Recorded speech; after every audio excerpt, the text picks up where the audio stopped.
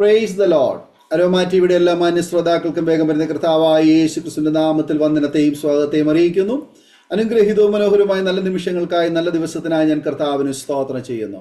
ഇന്ന് അരോമ ടിവിയുടെ ശ്രോതാക്കളോടൊപ്പം അനുഗ്രഹിക്കപ്പെട്ട ജീവിതാനുഭവം, ദൈവം നടത്തിയ അത്ഭുതകരമായ വഴികളെയും കുറിച്ച് പങ്കുവെക്കേണ്ടതിന് നമ്മുടെ ക്ഷണം സ്വീകരിച്ച് നമ്മോടൊപ്പം ജോയിൻ ചെയ്തിരിക്കുന്നത് കർത്താവിൻ്റെ ദാസൻ അരുൺ ദാസ് ആണ്. തൻ്റെ ജീവിതാനുഭവങ്ങൾ നമുക്കെവർക്കും അനുഗ്രഹമായി തീരേണ്ടതിന് ശ്രദ്ധയോടെ സ്കിപ്പ് ചെയ്യാതെ അവസാനം വരെ ഈ വീഡിയോ കാണുകയും കേൾക്കുകയും ചെയ്യാം. നാം എല്ലാവരും പ്രാർത്ഥനയോടെ ആയിരിക്കുമ്പോൾ കർത്താവിൻ്റെ ദാസൻ പ്രിയ അരുൺ ദാസിനെ തികഞ്ഞ സ്നേഹത്തോടും ആദരവോടും കൂടി അരോമ ടിവിയുടെ പ്രേക്ഷകരോടൊപ്പം സമയം ചിലവഴിക്കുന്നതിനായിട്ട് ഞങ്ങൾ സ്വാഗതം ചെയ്തോളൂ. പ്രൈസ് ലോർഡ് ദാസനെ. അരുൺദാസിനെ അരോമ ടിവിയുടെ പ്രേക്ഷകരോടൊപ്പം പരിചയപ്പെടുത്തുന്നതിൽ എനിക്ക് വളരെ സന്തോഷമുണ്ട്. ഒരു വാക്കിൽ പരിചയപ്പെടുത്താമോ? എവിടെ നിന്നാണ് ജോയിൻ ചെയ്തിരിക്കുന്നത്? വീട്ടിൽ ആരൊക്കെയുണ്ട്? ഞാനിപ്പോ ജോയിൻ ചെയ്തത് കോട്ടയത്ത് നിന്നാണ്, കേരളത്തിൽ നിന്നാണ്. എന്റെ വീട്ടിൽ പപ്പായുണ്ട്, മമ്മിയുണ്ട്, എനിക്കൊരു സിസ്റ്റർ ഉണ്ട്. ഞങ്ങളൊരു സുവിശേഷ കുടുംബമാണ്. ഞങ്ങളിപ്പോ വാളകത്തു നിന്നാണ് ഞങ്ങളുടെ ഫാമിലി സെറ്റിൽ ആയിരിക്കുന്നത്. ഒരു നോർത്ത് ഇന്ത്യൻ മിഷണറി കുടുംബമാണ്. ഓക്കെ ഓക്കെ ഓക്കെ പരിചയപ്പെടുവാൻ കഴിഞ്ഞാൽ വളരെ സന്തോഷമുണ്ട്. കർത്താവിൻ്റെ വേലയിൽ കർത്താവിന് വേണ്ടി പ്രയോജനപ്പെട്ടുകൊണ്ടിരിക്കുന്നു എന്നറിഞ്ഞാൽ ഒത്തിരി സന്തോഷമുണ്ട്. കർത്താവിന് വേണ്ടി ഏറെ പ്രയോജനപ്പെടുവാൻ പിന്നെയും കർത്താവ് കൃപ ചെയ്യട്ടെ.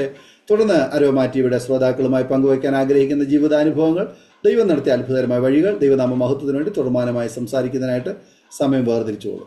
Thank you so much. Aroma ടിവിയുടെ ഈ ഒരു എപ്പിസോഡിൽ എനിക്ക് കർത്താവ് തന്ന വലിയ നിമിഷങ്ങളെ ഓർത്ത് നന്ദിയോടെ സ്തുതിക്കുന്നു. വിശേഷാല പാസ്വേർഡും അരോമ ടിവിയുടെ എല്ലാ പ്രേക്ഷകരോടും ഒരിക്കൽ കൂടി ദൈവനാമത്തിൽ സ്നേഹവന്ദനങ്ങളെ അറിയിക്കുന്നു. ഞാൻ ഏകദേശം കുറച്ച് നാളുകളായി അരോമ ടി വി കാണുന്നുണ്ട്. എല്ലാ ദൈവമക്കൾക്കും ദൈവം കൊടുത്തിരിക്കുന്ന സാക്ഷ്യങ്ങള് പങ്കുവെക്കുന്നത് കേൾക്കുമ്പോൾ ഞാൻ ഡ്രൈവ് ചെയ്യുന്ന സമയത്തൊക്കെ കൂടുതൽ ഈ വോയിസ് ഇങ്ങനെ കേട്ടുകൊണ്ട് പോകുന്ന ചില സമയങ്ങളൊക്കെ ഉണ്ടായിരുന്നു. പക്ഷെ ഇങ്ങനെ ഒരു നിമിഷം എൻ്റെ മുമ്പിൽ വരുമെന്ന് എനിക്ക് അറിയത്തില്ലായിരുന്നു. എങ്കിലും ഒത്തിരി സന്തോഷമുണ്ട്. ഒത്തിരി സാക്ഷ്യങ്ങൾ എന്നെയും പലപ്പോഴും അരോമ ടി വി വഴി എനിക്കും ഒത്തിരി പ്രചോദനങ്ങൾ വന്നിട്ടുണ്ട്. അതുകൊണ്ട് ഒത്തിരി സന്തോഷമുണ്ട്. ഈ സമയം നിങ്ങളോട് ഒരുമിച്ചും സാക്ഷ്യങ്ങൾ പറഞ്ഞ ദൈവദാസന്മാരോടും ദൈവമക്കളോടും ഒരുമിച്ച് വീണ്ടും എൻ്റെ ഒരു സാക്ഷ്യം കൂടി നിങ്ങളോടും കൂടി ഷെയർ ചെയ്യുവാൻ ഞാൻ ആഗ്രഹിക്കുന്നു. കുറച്ചു കാലങ്ങളായി ദൈവം എന്നോട് ഏൽപ്പിച്ചിരിക്കുന്ന ചില ദൗത്യങ്ങൾ എന്നോട് അനുബന്ധിച്ച് എൻ്റെ കുടുംബവുമായി ബന്ധപ്പെട്ട് നോർത്ത് ഇന്ത്യയുടെ ഭാരത സുവിശേഷീകരണം എന്ന ആ ഒരു ദൗത്യം എൻ്റെ ഹൃദയത്തിൽ വന്ന അന്നു മുതൽ ഞാൻ ദൈവത്തിന് സമർപ്പിക്കുകയും അതിൻ്റെ ആ യാത്രയുടെ ഒരു നീണ്ട 14 വർഷത്തെ ഒരു ചെറിയൊരു അനുഭവം കൂടി പറഞ്ഞ് നിങ്ങളിൽ നിന്ന് മാറുവാൻ ഞാൻ ആഗ്രഹിക്കുന്നു. ഈ സമയത്ത് എൻ്റെ എഡ്യൂക്കേഷൻ കാലങ്ങള് എല്ലാം ഞാൻ എൻ്റെ സാക്ഷ്യത്തിന്റെ ഇടയ്ക്ക് കൂടി തന്നെ ഞാൻ പറഞ്ഞു പോകുന്നതായിരിക്കും കുറച്ചും കൂടെ നല്ലതെന്ന് ഞാൻ വിശ്വസിക്കുന്നു. എൻ്റെ ലാംഗ്വേജിന് എന്തെങ്കിലും ബുദ്ധിമുട്ടുകൾ ഉണ്ടെങ്കിൽ നിങ്ങൾ ദയവായി ക്ഷമിക്കണം. കാരണം ഞാൻ മലയാളിയാണെങ്കിലും കേരളത്തിന്റെ തനതായ ഭാഷ എനിക്ക് നന്നായി അറിയാം. എങ്കിലും ചില സമയം എൻ്റെ ചിന്തകളെല്ലാം പഞ്ചാബിയിലും കന്നഡയിലേക്കൊക്കെ ചില സമയങ്ങളിൽ ചില വാക്കുകൾ മാറിപ്പോകാൻ സാധ്യതകളുണ്ട്. അത് ഞാൻ ട്രാൻസ്ലേറ്റ് ചെയ്താണ് നിങ്ങളോട് ഞാൻ സംസാരിക്കുന്നത്. എങ്കിലും ആ വാക്കുകൾ കൃത്യമായി ഓർത്ത് പറയുവാൻ ഞാൻ ശ്രമിക്കും. ഈ ഒരു അരോമ ടിവിയുടെ ഈ ഒരു ഇന്റർവ്യൂ ഞാൻ വിശ്വസിക്കുന്നു എൻ്റെ ജീവിതത്തിൽ ഒരു നാഴികക്കല്ലിന്റെ ഒരു ഭാഗം കൂടിയാണ് എന്ന് ഞാൻ വിശ്വസിക്കുന്നു. കാരണം 12 വർഷം എൻ്റെ സുവിശേഷീകരണ ജീവിതത്തിന്റെ 2024 തീർന്നു കഴിയുമ്പോൾ 2025 തുടക്ക ദിവസങ്ങളിൽ തന്നെ ഒരു ഭാഗം കഴിഞ്ഞു പോയതിനു ശേഷം കുടുംബത്ത് വന്ന് അപ്പനോടും അമ്മയോടും ഞാനിത് ചെയ്ത് കഴിഞ്ഞിരിക്കുന്നു എന്ന് പറയുന്നത് പോലെ ഒരു ഫീലാണ് എനിക്ക് തോന്നുന്നത്. കാരണം ദൈവമക്കളുടെ ഒരു കൂട്ടത്തിന്റെ അകത്ത് വന്ന് എൻ്റെ സാക്ഷ്യങ്ങൾ ഞാൻ 12 വർഷം ചെയ്ത കുറച്ച് കാര്യങ്ങളാണ് ഞാൻ നിങ്ങളോട് പറയാൻ ആഗ്രഹിക്കുന്നത്. ഏകദേശം ഞാൻ പഠിച്ചുകൊണ്ടിരുന്നത് തമിഴ്നാട്, പഞ്ചാബ്, രാജസ്ഥാൻ, വയനാട്, കോയമ്പത്തൂരില് 2-3 സ്കൂളുകള്, പഞ്ചാബിലും 2-3 സ്കൂളുകള്, ഒത്തിരി ഭാഷകള്, ഒത്തിരി കൾച്ചറുകള് ഒക്കെ കഴിഞ്ഞ് ഞാൻ ഇങ്ങനെ വരുമ്പോ കേരളത്തിൽ വരുമ്പോ മലയാളം പിന്നീടാണ്, ഞാൻ ജനിച്ചത് കേരളത്തിലാണെങ്കിലും പിന്നീടാണ് മലയാളം പഠിക്കുന്നത്. ഏകദേശം 10ാം ക്ലാസ്സിനോട് അനുബന്ധിച്ചാണ് 9th സ്റ്റാൻഡേർഡില് വാളകം മർത്തമ്മ സ്കൂളിൽ പഠിക്കുന്ന സമയത്ത് എനിക്ക് മലയാളം കൃത്യമായിട്ട് അറിയത്തില്ലായിരുന്നു, എഴുതാൻ അറിയത്തില്ലായിരുന്നു. പക്ഷെ ഒറ്റ വർഷം കൊണ്ടാണ് മലയാളം എഴുതുവാനും വായിക്കുവാനും 10th ഞാൻ എന്റെ രീതി എന്ന് പറഞ്ഞു കഴിഞ്ഞാൽ ഞാൻ മലയാളം എഴുതാനും വായിക്കാനും പഠിക്കണം, പിന്നെ സിലബസും പഠിക്കണം എന്നുള്ള ഒരു വലിയൊരു ഭാരം എനിക്കുണ്ടായിരുന്നു. പക്ഷേ ആ സമയത്തെല്ലാം കർത്താവ് എന്നെ സഹായിച്ചു. എന്റെ സിസ്റ്ററും എന്റെ അമ്മയും ഒക്കെ അധികമായി മലയാളം പറഞ്ഞു തരുവാനൊക്കെ ഇടയായി. അതിനപ്പുറമായി എന്നെ മലയാളം പഠിപ്പിച്ച ഒരു ട്യൂഷൻ സെന്ററിൽ ഉണ്ടായിരുന്ന ഒരു ടീച്ചറിനുണ്ടായ ഒരു അപകടം കൂടി ഞാൻ പറഞ്ഞിട്ട് അത് ക്ലോസ് ചെയ്യാൻ ഞാൻ ആഗ്രഹിക്കുന്നു. കാരണം എന്നെ ഒത്തിരി സ്നേഹിക്കുന്ന ഞാൻ പറഞ്ഞല്ലോ, എന്റെ കുറവുകളെ കണ്ട്, അന്ന് എന്റെ നിറം നിങ്ങൾ കണ്ടിട്ടുണ്ട്, നല്ല കറുത്ത നിറമാണ്. ഈ നിറമൊക്കെ ഈ കേരളത്തിൽ വന്ന് പഠിച്ച സമയത്ത് എന്നെ ഭയങ്കരമായിട്ട് പിന്നോട്ട് വലിച്ചു. ആരോടും സംസാരിക്കാൻ പറ്റത്തില്ല, എവിടെ ചെന്ന് നിന്നാലും കളിയാക്കും, എവിടെ നിന്നാലും കുറ്റപ്പേരുകൾ കേൾക്കും. അങ്ങനെയൊക്കെ ഒരു കാലഘട്ടം ഈ കേരളത്തിൽ പഠിക്കാൻ വന്നതിന് ശേഷം എനിക്കുണ്ടായിരുന്നു. അപ്പൊ ഞാൻ ഒത്തിരി പിന്നോട്ട് വലിഞ്ഞു നിൽക്കും. പക്ഷെ എൻ്റെ അകത്തുള്ള ഒരു ലീഡർഷിപ്പ് ഉണ്ട് എന്നുള്ളത് എനിക്ക് നന്നായി അറിയാം. പക്ഷേ എന്നിട്ട് ഞാൻ ഇങ്ങനെ ബാക്കിലോട്ട് വലിക്കും. ഒരു സ്കൂളിൽ നിന്ന് പ്രസന്റ് ചെയ്യാനോ എനിക്ക് പറ്റത്തില്ല, അല്ലെങ്കിൽ എനിക്ക് കഴിവ് കെട്ട ഒരാളാണ് എന്ന രീതിയിൽ ഞാൻ പിന്നോയ്ക്ക് മാറി നിൽക്കുന്ന ഒരു സമയങ്ങളുണ്ടായി. ആ സമയത്ത് എന്നെ ട്യൂഷൻ പഠിപ്പിക്കുന്ന ഒരു ടീച്ചറ്, ആ കാലഘട്ടത്തിൽ എന്നെ ആകെപ്പാടെ സപ്പോർട്ട് ചെയ്യുന്ന ഒരേ ഒരു ടീച്ചർ മാത്രമേ ഉണ്ടായുള്ളൂ. നിനക്ക് എത്രത്തോളം പഠിക്കാമോ അത്രമാത്രം നീ പഠിച്ചാൽ മതി. ആ ഒരു വാക്കുകള് എന്നെ മലയാളം പഠിപ്പിക്കാനും കേരളീയ സുവിശേഷീകരണത്തിന് ഇന്നും നിലകൊള്ളുവാൻ എനിക്ക് ഇടയായി തീർന്നു. പക്ഷേ ഇന്ന് ആ ടീച്ചർ ഭൂമിയിലില്ല. കാരണം ട്യൂഷൻ കഴിഞ്ഞ് റോഡ് അരികിൽ നിൽക്കുന്ന സമയത്ത്, നമ്മുടെ നാട്ടില് കേരളത്തില് പൊതുവായുള്ള കാഴ്ചയാണ്, ഈ ഏണിയുമായി സൈക്കിളിൽ തേങ്ങ വെട്ടുകാർ പോകുന്ന, ഇപ്പോ കുറവായിരിക്കും എന്ന് ഞാൻ വിശ്വസിച്ച്, കണ്ടവരൊക്കെ ഉണ്ടെങ്കിൽ ആ ഒരു കാഴ്ച ഒന്ന് ഓർക്കുക. അപ്പോ ഒരു മനുഷ്യൻ സൈക്കിളിൽ ഏണിയുമായി ഇങ്ങനെ പോവുകയാണ്. ബാക്കിൽ വന്ന ഒരു ലോറി ഈ ഏണിയിൽ ഇടിക്കുകയും ഈ ഏണി ഈ നിൽക്കുന്ന ടീച്ചറുടെ പുറത്തേക്ക് വീഴുകയും സ്പോട്ടിൽ തന്നെ ആ ഏണി ലോക്കായി ടീച്ചറിന് ഇഞ്ചുറി ഉണ്ടായോ, ഹോസ്പിറ്റലിൽ പോവുകയും ഒക്കെ ചെയ്തു. അത് അങ്ങനെ ആ ടീച്ചർ മരണപ്പെടുവാൻ ഇടയായി. അതിന്റെ കാരണം ഈ ലോറി ഡ്രൈവർ മദ്യപിച്ചിരുന്നു എന്നതും ഈ തേങ്ങ വെട്ടുവാൻ പോയ മനുഷ്യൻ മദ്യപിച്ചിരുന്നു എന്നുള്ളതും ഒരു ദുഃഖകരമായ ഒരു കാര്യമാണ്. കാരണം 4 മണി 5 മണി സമയങ്ങളിൽ സ്കൂൾ കുഞ്ഞുങ്ങൾ എല്ലാവരും പുറത്തിറങ്ങി നിൽക്കുന്ന സമയങ്ങളാണ്. 4 മണി മുതൽ ഏകദേശം 6:30 വരെ നമ്മുടെ നാട്ടില് സ്കൂൾ കുഞ്ഞുങ്ങൾ യാത്ര ചെയ്യുന്നു. ആ യാത്രയില് എനിക്ക് വല്ലാതെ ആ വാർത്ത കേട്ടപ്പോ വേദനയുണ്ടായി. കാരണം ആകപ്പാട് കേരളത്തിൽ സപ്പോർട്ടായ കുടുംബം കഴിഞ്ഞാൽ, മമ്മിയും പപ്പയും എന്റെ സിസ്റ്ററും കഴിഞ്ഞാൽ പിന്നെ കളിയാക്കാത്ത ഒരു ടീച്ചർ മാത്രമേ ഉണ്ടായുള്ളൂ. അവരും ഈ ലോകത്ത് നിന്ന് മാറ്റപ്പെടുന്ന ഒരവസ്ഥ എന്റെ ജീവിതത്തിൽ അത് ഒത്തിരി ചിന്തിപ്പിച്ചു. 10th പാസ്സായി. ഞാൻ നല്ല രീതിയിൽ തന്നെ, എനിക്ക് ഏകദേശം മലയാളത്തിന് A+ തന്നെ കിട്ടി. ഞാൻ സംസാരിക്കുവാനും എഴുതുവാനും അത്യാവശ്യം സംസാരിക്കുവാനും നല്ല രീതിയിൽ എനിക്ക് 10th എനിക്ക് കഴിഞ്ഞു. അങ്ങനെ ഞാനത് പറഞ്ഞു വരുന്നതിന്റെ കാരണം അത് അത്യാവശ്യം പറയേണ്ടത് കൊണ്ടാണ്. എൻ്റെ തുടക്കം അവിടെയാണ്. അങ്ങനെ +2 വന്ന് ജോയിൻ ചെയ്തു. സെന്റ് ഗ്രിഗോറിയസിൽ +2 ഒക്കെ ജോയിൻ ചെയ്ത് വന്നപ്പോ, +2 തീരുന്നതിന് മുമ്പ് എൻ്റെ ഒരു ആഗ്രഹം, വീണ്ടും ഞാൻ പുറത്തേക്ക് നോക്കുമ്പോൾ എന്നെ കുറ്റം പറയുന്നവരെല്ലാവരും ഒന്നെങ്കിൽ മദ്യപാനിയാണ്, അല്ലെ മദ്യത്തിന്റെ അഡിഷൻ ഉള്ള ആളുകളാണ്. അപ്പൊ ഞാൻ നോക്കിയപ്പോ എൻ്റെ മമ്മിയുടെ പപ്പ നല്ലൊരു മദ്യപാനിയാണ്, തികഞ്ഞൊരു മദ്യപാനിയാണ്. കുടുംബം ഒക്കെ നോക്കുന്ന നല്ലൊരു മനുഷ്യനാണ്. പക്ഷേ അദ്ദേഹത്തിന്റെ കുറവെന്ന് പറഞ്ഞാൽ പുള്ളി മദ്യപാനിയാണ്. പുള്ളി മദ്യം കഴിച്ചാൽ പിന്നെ നന്നായി അസഭ്യ വാക്കുകളൊക്കെ പറയും. ഞങ്ങള് എന്നെ ഒത്തിരി വഴക്ക് പറയും. എന്റെ പ്രശ്നം അതാണ്, എന്നെ വഴക്ക് പറയുന്നു, എന്നെ സ്നേഹിക്കുന്നില്ല എന്നുള്ള ഒരു കുറവാണ്.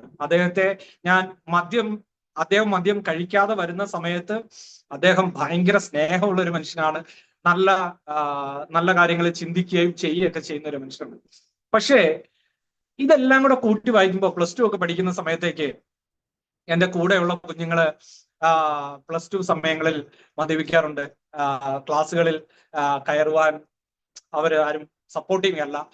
പല സാഹചര്യങ്ങളിലും അവര് പുറത്തു പോയി മദ്യപിക്കുന്നത് കാണുകയൊക്കെ ചെയ്ത്, കൊട്ടാരക്കരയിൽ നിന്ന് കൊല്ലം വരെ ഞാനൊരു മദ്യവിരുദ്ധ പദയാത്ര കൊട്ടാരക്കരയിൽ നിന്ന് ആരംഭിച്ചാണ് എന്റെ ശുശ്രൂഷയും എന്റെ മിനിസ്ട്രിയും ആരംഭിക്കുന്നത്. ഏകദേശം 17 വയസ്സുള്ള സമയങ്ങൾ മുതൽ ഏകദേശം ഇന്നേക്ക് നോക്കുമ്പോൾ 14-15 വർഷം മുമ്പ് എന്നെ അങ്ങനെ പ്രേരിപ്പിച്ച ഒരു ഘടകം കൂടിയാണ് ഈ ഒരു യാത്ര. കാരണം അങ്ങനെ അവിടെ നിന്ന് ഞാൻ മദ്യത്തെ കുറിച്ച് പഠിക്കാൻ തുടങ്ങി, മദ്യമുണ്ടാക്കുന്ന ദൂഷ്യഫലങ്ങളെ പറ്റി പഠിക്കാൻ തുടങ്ങി. അങ്ങനെ ഞാൻ മദ്യപാനികളെ അധികമായി സ്നേഹിക്കാൻ തുടങ്ങി. മദ്യം കഴിക്കുന്ന എല്ലാവരോടും അധികമായി സ്നേഹിക്കുകയും സംസാരിക്കുകയും പോവുകയും വരികയും ഒക്കെ ചെയ്യുകയും അനേകരെ മദ്യത്തിന്റെ ദൂഷ്യങ്ങളിൽ നിന്ന് വലിച്ചു കൊണ്ടുവരികയും ഒക്കെ ചെയ്തു. അങ്ങനെ എന്റെ ശുശ്രൂഷ, എനിക്ക് അങ്ങനെ ഒരു കോളിംഗ് ഉണ്ടെന്ന് ഞാൻ അവിടെ നിന്ന് അറിയാതെ തന്നെ ഞാൻ അതിന്റെ ഒരു ഭാഗമാകുകയാണ്. അപ്പോഴാണ് എന്നോട് പപ്പ പറഞ്ഞത്, നീ സമൂഹത്തിൽ ജീവിക്കുമ്പോൾ നമ്മള് എന്ത് ചെയ്യുന്നു എന്നതിനല്ല അർത്ഥം, നമ്മൾ എന്ത് ചെയ്ത് കഴിഞ്ഞത് സക്സസ് ആണ് എന്നതാണ്. ഞാൻ വീണ്ടും ആശയക്കുഴപ്പത്തിലായി. എങ്ങനെയാണ് ഒരു മദ്യപാനിയെ സക്സസിലേക്ക് കൊണ്ടുവരിക എന്നുള്ളൊരു ചിന്ത കൊണ്ടുവന്നു. +2 ആയപ്പോഴത്തേക്കും എന്റെ മൊത്തത്തിലുള്ള ചിന്ത മദ്യപാനികളെ എങ്ങനെ മദ്യത്തിൽ നിന്ന് മാറ്റാം. അപ്പൊ ഞാൻ നോക്കുമ്പോൾ ഗവൺമെന്റ് സപ്പോർട്ടാണ്, ഫുൾ സപ്പോർട്ടാണ് മദ്യത്തിന്. അപ്പൊ ഞാൻ മാത്രം ഇങ്ങനെ ചെയ്താൽ എങ്ങനെ ഇരിക്കും എന്നുള്ള ചിന്തകൾ എന്നെ ഭയങ്കരമായിട്ടാണ്. പക്ഷേ അവിടെ നിന്ന് തിരിഞ്ഞു നോക്കുമ്പോൾ 10th ക്ലാസ്സിൽ ഒരു ദിവസം ഞങ്ങൾ എല്ലാവരും പഠിച്ചുകൊണ്ടിരിക്കുന്ന സമയത്ത് 4 മണി ബെല്ലടിക്കും എന്ന ആ സമയമായപ്പോ ഒരു മനുഷ്യൻ അപ്രതീക്ഷിതമായി കയറി വരികയാണ്. ക്ലാസ് സൈലന്റ് ആണ്, ക്ലാസ്സിൽ ടീച്ചർ ഇല്ല. ഒരു മനുഷ്യൻ അപ്രതീക്ഷിതമായി കയറി വരുന്നു. അദ്ദേഹം ഉടുത്തിരിക്കുന്ന നമ്മുടെ നാടൻ കേരള രീതി അനുസരിച്ച് വെള്ള മുണ്ടാണ് അദ്ദേഹം ഉടുത്തിരിക്കുന്നത്. പക്ഷേ ആ മുണ്ടിന്റെ ബാക്ക് വശം ഇല്ല, അദ്ദേഹം ചുരുട്ടിയാണ് ആ മുണ്ട് ഉടുത്തിരിക്കുന്നത്. അദ്ദേഹത്തിന്റെ ബാക്ക് സൈഡ് ഫുള്ള് കാണാം. വളരെ ഞങ്ങളുടെ ക്ലാസ്സിലുള്ള കുഞ്ഞുങ്ങളെല്ലാം, പെൺകുഞ്ഞുങ്ങളെല്ലാം കമന്നു കിടക്കുന്നു. അതിൽ ഒരു കുഞ്ഞിന്റെ ഉറക്കെ ഉള്ള കരച്ചിൽ ഞാൻ അന്ന് ശ്രദ്ധിച്ചിരുന്നു. അതും ഇതിന്റെ ഒരു ഭാഗമാണ്. അപ്പോ എനിക്കറിയില്ല ഇദ്ദേഹം അവിടെ കയറി വന്ന എന്തിനാണെന്ന് അറിയില്ല, ഇദ്ദേഹം എന്തുദ്ദേശിച്ചാണ് വരുന്നതല്ല. ഞാൻ ചാടി ഇറങ്ങി, ഞാൻ അദ്ദേഹത്തെ എടുത്ത് പുറത്തു കൊണ്ടുപോകാൻ ശ്രമിച്ചു. അങ്ങനെ എന്റെ കൂട്ടുകാരെല്ലാം ചേർന്ന് ഞങ്ങൾ പുറത്തേക്ക്, അദ്ദേഹം ഒരു കുട്ടിയുടെ അപ്പനായിരുന്നു.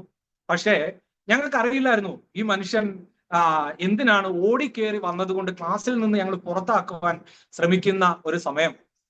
ഞാൻ ഇന്നുപോലെ അത് ഓർക്കുന്നു. കാരണം അദ്ദേഹം ഞങ്ങളെ അടിച്ചു, ഞങ്ങളും തിരിച്ചടിച്ചു. അന്നത്തെ ആ 10th ഉണ്ടായ ആ പഠിക്കുന്ന കുഞ്ഞുങ്ങളുടെ അതേ മനോഭാവത്തോടു കൂടെ തന്നെ ഞങ്ങൾ തിരിച്ചു മർദ്ദിച്ചു അദ്ദേഹത്തെ. 4-5 പേര് ചേർന്ന് മർദ്ദിച്ചു. അപ്പോഴത്തേക്കും ഭയങ്കര ബഹളമായി സ്കൂളിൽ.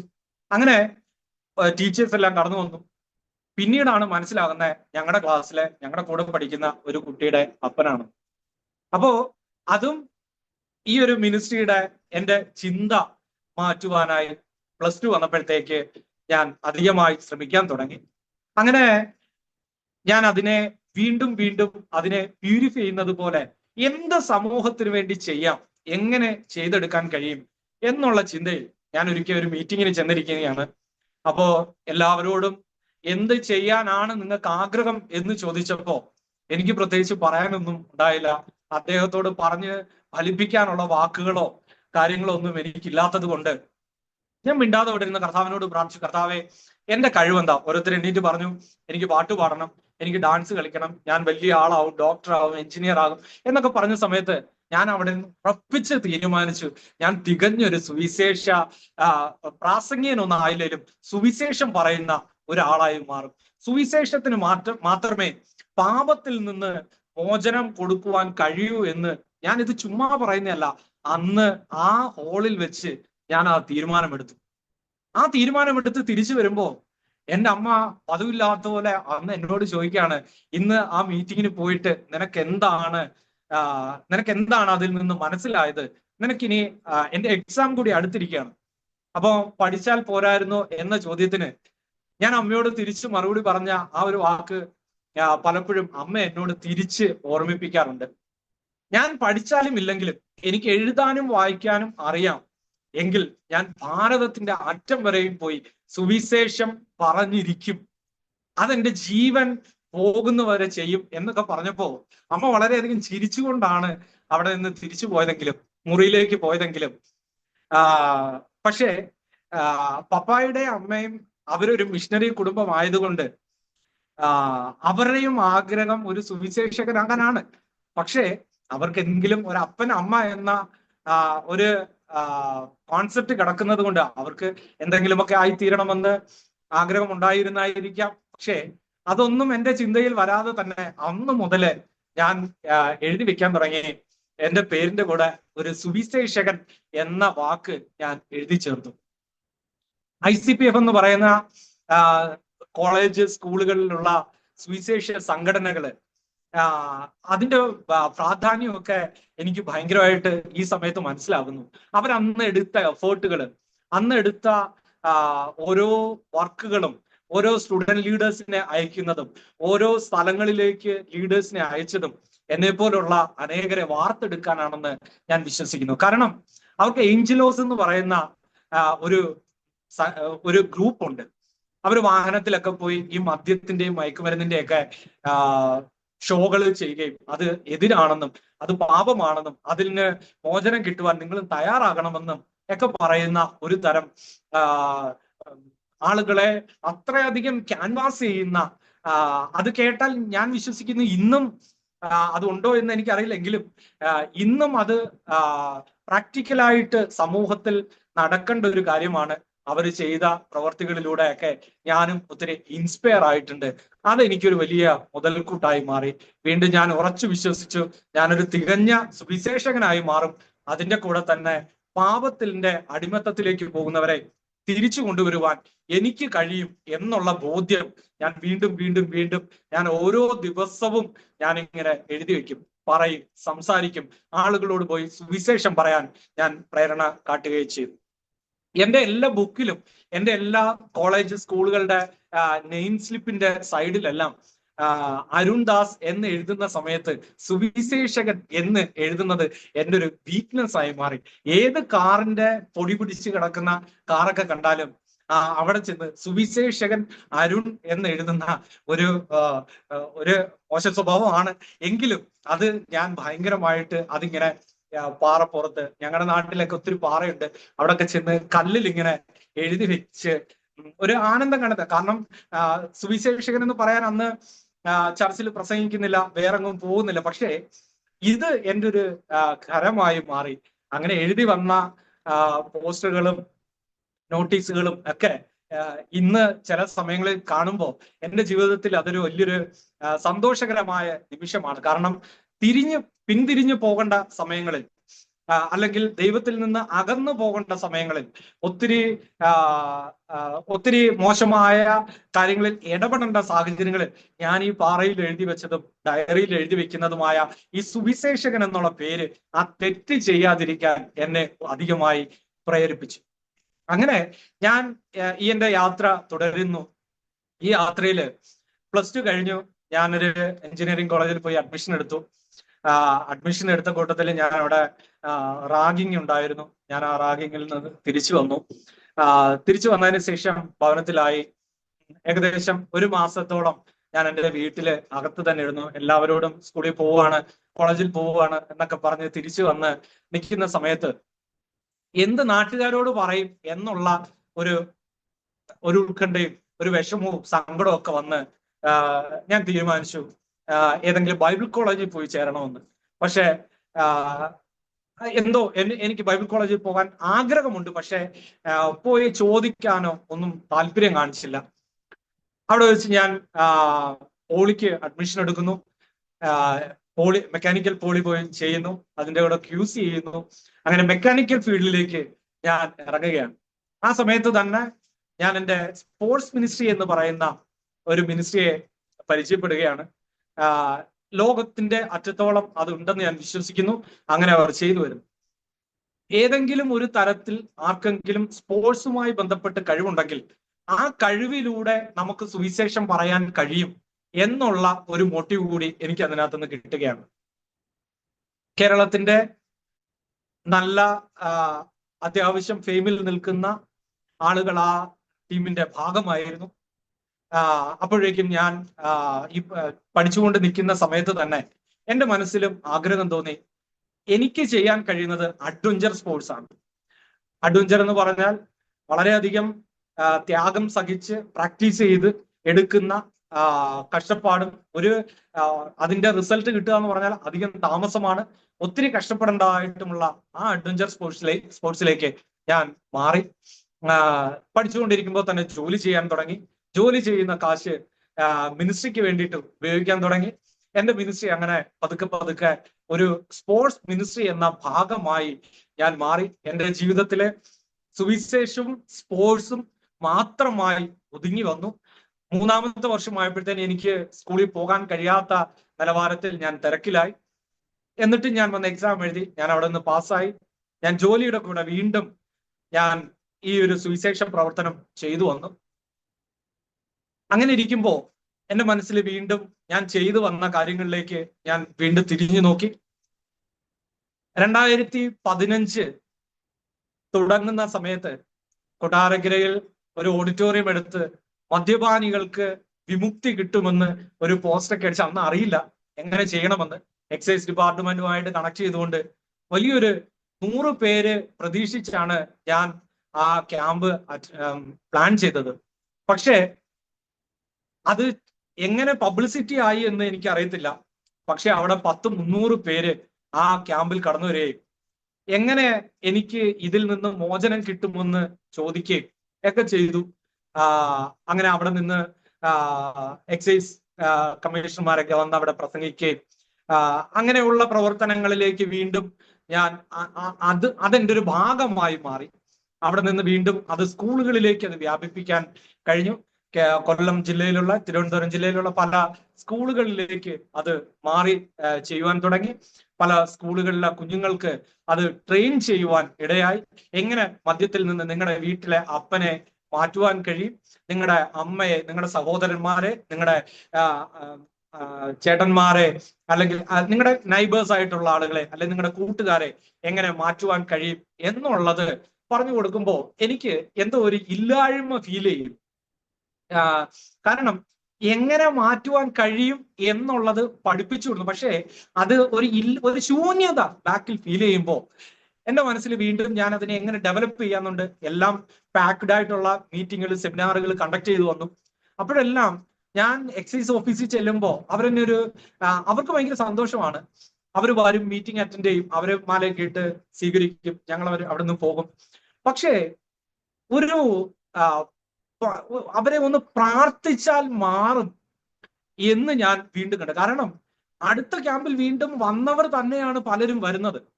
അത് വെച്ച് നോക്കിയപ്പോ എങ്ങനെ ഇതിനൊരു മാറ്റം വരുത്താൻ കഴിയും? അങ്ങനെ ഞാൻ ചെറിയൊരു സ്ലിപ്പിൽ വാക്യങ്ങൾ എഴുതാൻ തുടങ്ങി. ചെറിയൊരു സ്ലിപ്പിൽ വാക്യങ്ങൾ എഴുതി ആ വാക്യങ്ങൾ ഇവരോട് ഞാൻ പറയും. ഒരു 50 പേജുള്ള സ്ലിപ്പ്, ചെറിയ ചെറിയ നെയിം. നിങ്ങളോട് പറഞ്ഞാൽ എനിക്ക് തോന്നുന്നു നമ്മുടെ പണ്ടത്തെ വിസിറ്റിംഗ് കാർഡ് പോലെയുള്ള കാർഡുകളിൽ, നല്ല കളർഫുൾ ആയിട്ടുള്ള കാർഡുകളിൽ വചനങ്ങൾ എഴുതി വെച്ച് അവരോട് 20 ദിവസത്തിന്, എനിക്കറിയില്ല എന്തിനാണ് അങ്ങനെ പറഞ്ഞതെന്ന്, ഒരു 20 ദിവസം നിങ്ങൾ ഇത് മറിച്ച് നോക്കി വായിച്ച് നിങ്ങളത് ഉരുവിടുമ്പോൾ നിങ്ങളുടെ ജീവിതത്തിൽ വലിയ മാറ്റം വരുമെന്ന് പറഞ്ഞു കൊടുക്കുകയും, അങ്ങനെ ഞാൻ ജോലി ചെയ്യുന്ന വരുമാനത്തിൽ നിന്ന് ഞാൻ ഈ കാർഡ് പ്രിന്റ് ചെയ്ത് ബസ്സിലിരിക്കുന്നവർക്കും എല്ലാം ഒരു കീ ചെയിന്റെ ലോക്കറ്റിൽ ഇട്ടാണ് ഞാൻ ഇത് കൊടുക്കുന്നത്. അപ്പൊ എല്ലാവരോടും ഞാൻ പറയും, ഇത് കീ ചെയിനിൽ ഇട്ടോ എന്ന് പറഞ്ഞ് ഞാൻ ഇത് കണക്ട് ചെയ്യും. അപ്പൊ ഇത് ആർക്ക് കൊടുക്കണമെന്നൊന്നും ആദ്യം എനിക്ക് അറിയില്ലായിരുന്നു. പക്ഷെ ബസ്സിൽ കയറുക, അവർക്കെല്ലാം കൊടുക്കുക. ആദ്യത്തെ ദിവസം തന്നെ എന്റെ കയ്യിലിരിക്കുന്ന എല്ലാ കാർഡും തീർന്നു. അങ്ങനെ ഞാനിത് അധികമായി അടിക്കാൻ തുടങ്ങി. ചുമ്മാ യാത്രകൾ സ്റ്റാർട്ട് ചെയ്യാൻ തുടങ്ങി. ചുമ്മാതെ യാത്രകൾ വീണ്ടും സ്റ്റാർട്ട് ചെയ്യാൻ തുടങ്ങി. ഇതൊരു എന്റെ ബാഗ് നിറച്ച് സെറ്റ് ചെയ്യും. കൊച്ചിയിൽ പോയി ഇത് പ്രിന്റ് ചെയ്യും. പ്രിന്റ് ചെയ്ത് വന്നതിന് ശേഷം ചെയിൻ, രാത്രി കാലങ്ങളിൽ മൊത്തം ഇരുന്നത് ഈ 10-12 കാർഡുകൾ ഒരുമിച്ച് കണക്ട് ചെയ്യും. എന്നിട്ട് ഈ കീ ചെയിൻ എല്ലാവർക്കും കൊടുക്കാൻ തുടങ്ങി. പിന്നീട് അതിന്റെ പാറ്റേണുകൾ മാറ്റാൻ തുടങ്ങി. അത് കൊടുക്കേണ്ട രീതികൾ മാറ്റി തുടങ്ങി. അങ്ങനെ അതിന്റെ റിസൾട്ട് വലുതായി വന്നപ്പോ എനിക്കൊരു കാര്യം മനസ്സിലായി. വചനം അകത്തേക്ക് ചെല്ലുമ്പോൾ, അകത്ത് ചെന്ന വചനം അത് മനുഷ്യനെ രൂപാന്തരപ്പെടുത്തുന്ന രീതി എനിക്ക് ഭയങ്കര അധികം സന്തോഷം ഉണ്ടാക്കി. കാരണം പലരെന്നെ വിളിക്കാൻ തുടങ്ങുന്നു. അവർ വീട്ടിൽ വരണമെന്ന് പറയുന്നു. അപ്പൊ വീട്ടിൽ ചെല്ലുമ്പോ എന്ന് വെച്ച് കഴിഞ്ഞാൽ ഞാനൊന്നൊരു ഇപ്പോഴാണ് കേട്ടോ ഞാൻ വെള്ള ഷർട്ടൊക്കെ ഇട്ടിരിക്കുന്നത്, ഒരു ടീഷർട്ട് ഒക്കെ ഇട്ട് അവരുടെ വീട്ടിലേക്ക് ചെല്ലുമ്പോൾ അവരാരോ വലിയ ആള് വരുന്നു എന്നുള്ള രീതിയൊക്കെ ഒക്കെ ഇരിക്കുമ്പോ നമ്മളൊരു ടീഷർട്ട് ഒക്കെ ഇട്ട് ഒരു സൈക്കിളിലോ അല്ലെങ്കിൽ ഒരു ബൈക്കിലോ ഒക്കെ അവിടെ ചെന്നിറങ്ങുമ്പോ ഒരു വലിയ സന്തോഷമാണ് ഉണ്ടായത്. കാരണം അവരുടെ ജീവിതത്തിൽ ചെയിൻ സ്മോക്കേഴ്സ് ആയിട്ടുള്ള സിഗരറ്റ് വലിക്കുന്ന ആളുകൾ എന്നോട് പറഞ്ഞത്, ആദ്യമായ ഒരു ഭവനത്തിൽ എന്നെ അദ്ദേഹം വിളിക്കുക, ഞാൻ അദ്ദേഹത്തെ റിവ്യൂ കേൾക്കാൻ വേണ്ടി ഞാൻ വീട്ടിൽ ചെന്നപ്പോ അദ്ദേഹത്തിന്റെ വൈഫ് പറഞ്ഞത്, അരുൺ ചെയ്തത് വലിയൊരു നന്മയാണ്. കാരണം എന്റെ കുഞ്ഞുങ്ങൾ ഇരിക്കുമ്പോഴും ഈ മനുഷ്യൻ വലിക്കാറുണ്ട്. രാത്രിയിൽ ഒന്നും സ്വസ്ഥതയില്ലായിരുന്നു, ഈ മനുഷ്യൻ മദ്യപിച്ചിട്ടേ വരത്തുള്ളൂ. പക്ഷെ അതിനെല്ലാം ഒരു തടയുന്നത് പോലെ എങ്ങനെ ഇത് സംഭവിച്ചു എന്ന് എനിക്കറിയില്ല. എല്ലാ ദിവസവും ഈ മനുഷ്യൻ ഈ ചെയിൻ ഇങ്ങനെ പൊക്കി പിടിച്ച് ഇങ്ങനെ വായിച്ച് ഇങ്ങനെ പോകുന്നത് എനിക്ക് കാണാം. പക്ഷെ അതിനകത്തൂടെ ഇത്ര മാറ്റം ഉണ്ടാകും എന്ന് എനിക്കറിയില്ലായിരുന്നു. ശരിക്കും എന്നെ കേൾക്കുന്ന പ്രേക്ഷകര് ആരെങ്കിലും ഉണ്ടെങ്കിൽ ഇതൊരു മതമാറ്റമോ അല്ലെങ്കിൽ ഇതൊരു ഒരു സഭയോട് ചേർക്കുന്ന ഒരു സംഭവമല്ല. നിങ്ങളുടെ കയ്യിൽ ഏതെങ്കിലും കാരണവശാൽ എന്റെ ആ കാർഡ് കിട്ടിയിട്ടുണ്ടെങ്കിൽ നിങ്ങളുടെ മതത്തെ ചോദ്യം ചെയ്യുന്നതോ അല്ലെങ്കിൽ ഋണപ്പെടുത്തുന്നതോ ആയ കാര്യമേ അല്ല. കാരണം ഇത് ക്രിസ്തു എന്ന മർമ്മം നിങ്ങളുടെ അകത്ത് വരുമ്പോൾ നിങ്ങൾ നല്ലൊരു മനുഷ്യനായി തീരും എന്നത് മാത്രമേ ഉള്ളൂ. നിങ്ങളുടെ കുടുംബം നല്ലൊരു മനോഹരമായ കുടുംബമായി തീരും. അടുക്കും ചിട്ടയുമുള്ള ഒരു കുടുംബം, നല്ല സന്തോഷവും സമാധാനവും നിറഞ്ഞൊരു കുടുംബം മാത്രമായി മാറും. അല്ലാതെ ഇതൊരു സഭയോട് ചേർക്കുന്ന ഒരു പരിപാടി അല്ല ഞാൻ നിങ്ങളുടെ സമൂഹത്തിലും നിങ്ങളുടെ കുടുംബത്തിനും ചെയ്തത്. അങ്ങനെ ആരെങ്കിലും ഉണ്ടെങ്കിൽ ഇതിന്റെ അടിയിൽ ഒന്ന് മെൻഷൻ ചെയ്യുക. എനിക്ക് അന്ന് ആ ദിവസങ്ങളിൽ എനിക്കത് കിട്ടിയിരുന്നുവെന്നും അത് എന്റെ ജീവിതത്തിൽ അത് പ്രയോജനമായിരുന്നു എന്നും പറഞ്ഞാൽ വീണ്ടും ഞങ്ങൾക്കും ആരോമ ടിവിയിലെ പ്രേക്ഷകർക്കും അത് വീണ്ടും സന്തോഷകരമായി തീരും. കാരണം ഞാൻ പറഞ്ഞു വന്നത്, നിങ്ങൾക്കത് കൺഫ്യൂഷൻ ഉണ്ടാകാൻ സാധ്യതകളുണ്ട്. കാരണം ഞാൻ അതൊരു എന്റെ ഒരു സഭയോട് ചേർക്കുവാൻ വേണ്ടുന്ന ട്രിക്കാണോ എന്നൊക്കെ നിങ്ങൾ ചിന്തിക്കും. ഒരു കാരണവശാലും അല്ല. കാരണം കർത്താവിൽ മാത്രമേ രക്ഷയുള്ളൂ എന്ന് വചനം നമ്മളെ പൂർണ്ണമായി പഠിപ്പിക്കുന്നു. നമ്മുടെ പാപങ്ങൾ കഴുകി മായ്ച്ചു കളഞ്ഞ ഒരേ ഒരു കർത്താവ്, ആ കർത്താവിനെ അനുസരിക്കുവാനും പഠിക്കുവാനും അദ്ദേഹത്തിന്റെ അടുത്ത് ചെന്നിരുന്ന് പ്രാർത്ഥിക്കുമ്പോൾ കിട്ടുന്ന സമാധാനവും സൗഖ്യവും നിങ്ങളുടെ കുടുംബത്തിൽ, നിങ്ങൾ ആ ദേശത്തിൽ ഒന്നാമതാകും. നിങ്ങളുടെ നശിച്ചു പോകുന്ന കുഞ്ഞുങ്ങൾ ഈ ദൈവവചനം പഠിക്കുകയും സ്വീകരിക്കുകയും ചെയ്തു കഴിയുമ്പോൾ പഠനത്തിൽ അവർ മുമ്പോട്ട് പോകും. അവർ കുടുംബത്തിൽ അടുക്കും ചിട്ടയുള്ള കുഞ്ഞുങ്ങളായി വരുമെന്ന് ഞാൻ ഉറപ്പായി 100% ഞാൻ പറയുന്നു. അവരുടെ നല്ല രാവിലെയുള്ള പ്രാർത്ഥനകൾ, വൈകിട്ട് അവർ കുടുംബത്തിലേക്ക് തിരിച്ചു വരുന്നത് നിങ്ങളുടെ കുടുംബങ്ങളിൽ ആഗ്രഹമില്ലയോ? അത് നടക്കണമെങ്കിൽ ഈ യഥാർത്ഥമായ വചനങ്ങൾ നിങ്ങളുടെ ഹൃദയത്തിൽ നിങ്ങളത് ഉരുവിടുകയും അത് ദിനം തോറും അത് ഹൃദയത്തിൽ നിന്ന് പുറത്തോട്ട് വരുന്ന സ്നേഹമാണ് നിങ്ങളുടെ കുടുംബത്തിന്റെ അടുക്കും ചിട്ടയ്ക്കും കാരണമായി മാറുന്നതും വലുതാകുന്നതും. അതുകൊണ്ടാണ് ഞാൻ ഇങ്ങനെയുള്ള പ്രവർത്തനങ്ങൾ ചെയ്തു വരുന്നത്. അങ്ങനെ എന്റെ ജീവിതത്തിൽ അത് ഒരു വലിയൊരു മുതൽക്കൂട്ടായി മാറി. അങ്ങനെ ഞാൻ ചിന്തിച്ചു, എന്റെ ജോലി ചെയ്യുന്ന എല്ലാ സമ്പത്തും ഞാൻ എന്റെ മിനിസ്ട്രിക്ക് വേണ്ടി, എന്റെ ഈ ഒരു പ്രവർത്തനങ്ങൾക്ക് വേണ്ടി ഞാനത് പ്രയോജനത്തിന് വേണ്ടി ഞാനത് അങ്ങനെയാണ് എന്റെ ഫണ്ട്, ഞാൻ തന്നെ ജോലി ചെയ്താണ് എന്റെ ഫണ്ട് മെയിൻറ്റെയിൻ ചെയ്യുന്നത്. എന്റെ കുടുംബത്തിൽ എന്റെ പപ്പ എന്നോട് പറഞ്ഞത്, നിനക്ക് 1 രൂപയെങ്കിലും കിട്ടിയാൽ നീ അത് സുവിശേഷത്തിന് വേണ്ടി പ്രയോജനപ്പെടുക എന്നുള്ള ഒരു കാര്യം. അത് എന്തുകൊണ്ടെന്ന് ചോദിച്ചാൽ, എന്റെ പപ്പ തികഞ്ഞൊരു ദൈവ ശബ്ദം കേട്ട് യാത്ര ചെയ്യുന്ന ഒരു മനുഷ്യനാണ്. എല്ലാവർക്കും അവരവരുടെ പപ്പമാർ ഹീറോ എന്നതുപോലെ എന്റെ പപ്പായും എനിക്ക് വലിയൊരു ഹീറോയാണ്. കാരണം അദ്ദേഹം ചില തീരുമാനങ്ങൾ എടുക്കുന്നത് അന്തിമമായിരിക്കും. അത് പിന്നീട് നോക്കുമ്പോൾ വളരെയധികം മധുരമുള്ളതും വളരെയധികം ഒരു എന്താ പറയാ, അതിന്റെ ബാക്കിലോട്ട് നോക്കുമ്പോൾ വലിയൊരു ആഴമേറിയ ഫൗണ്ടേഷനും ഇട്ടിട്ടാണ് എന്റെ പപ്പ പോകുന്നതെന്ന് ഞാൻ വിശ്വസിക്കുകയും കാണുകയും ചെയ്യുന്നു. ഈ സമയത്ത് ഞാൻ പപ്പയെ ഓർക്കുകയാണ്.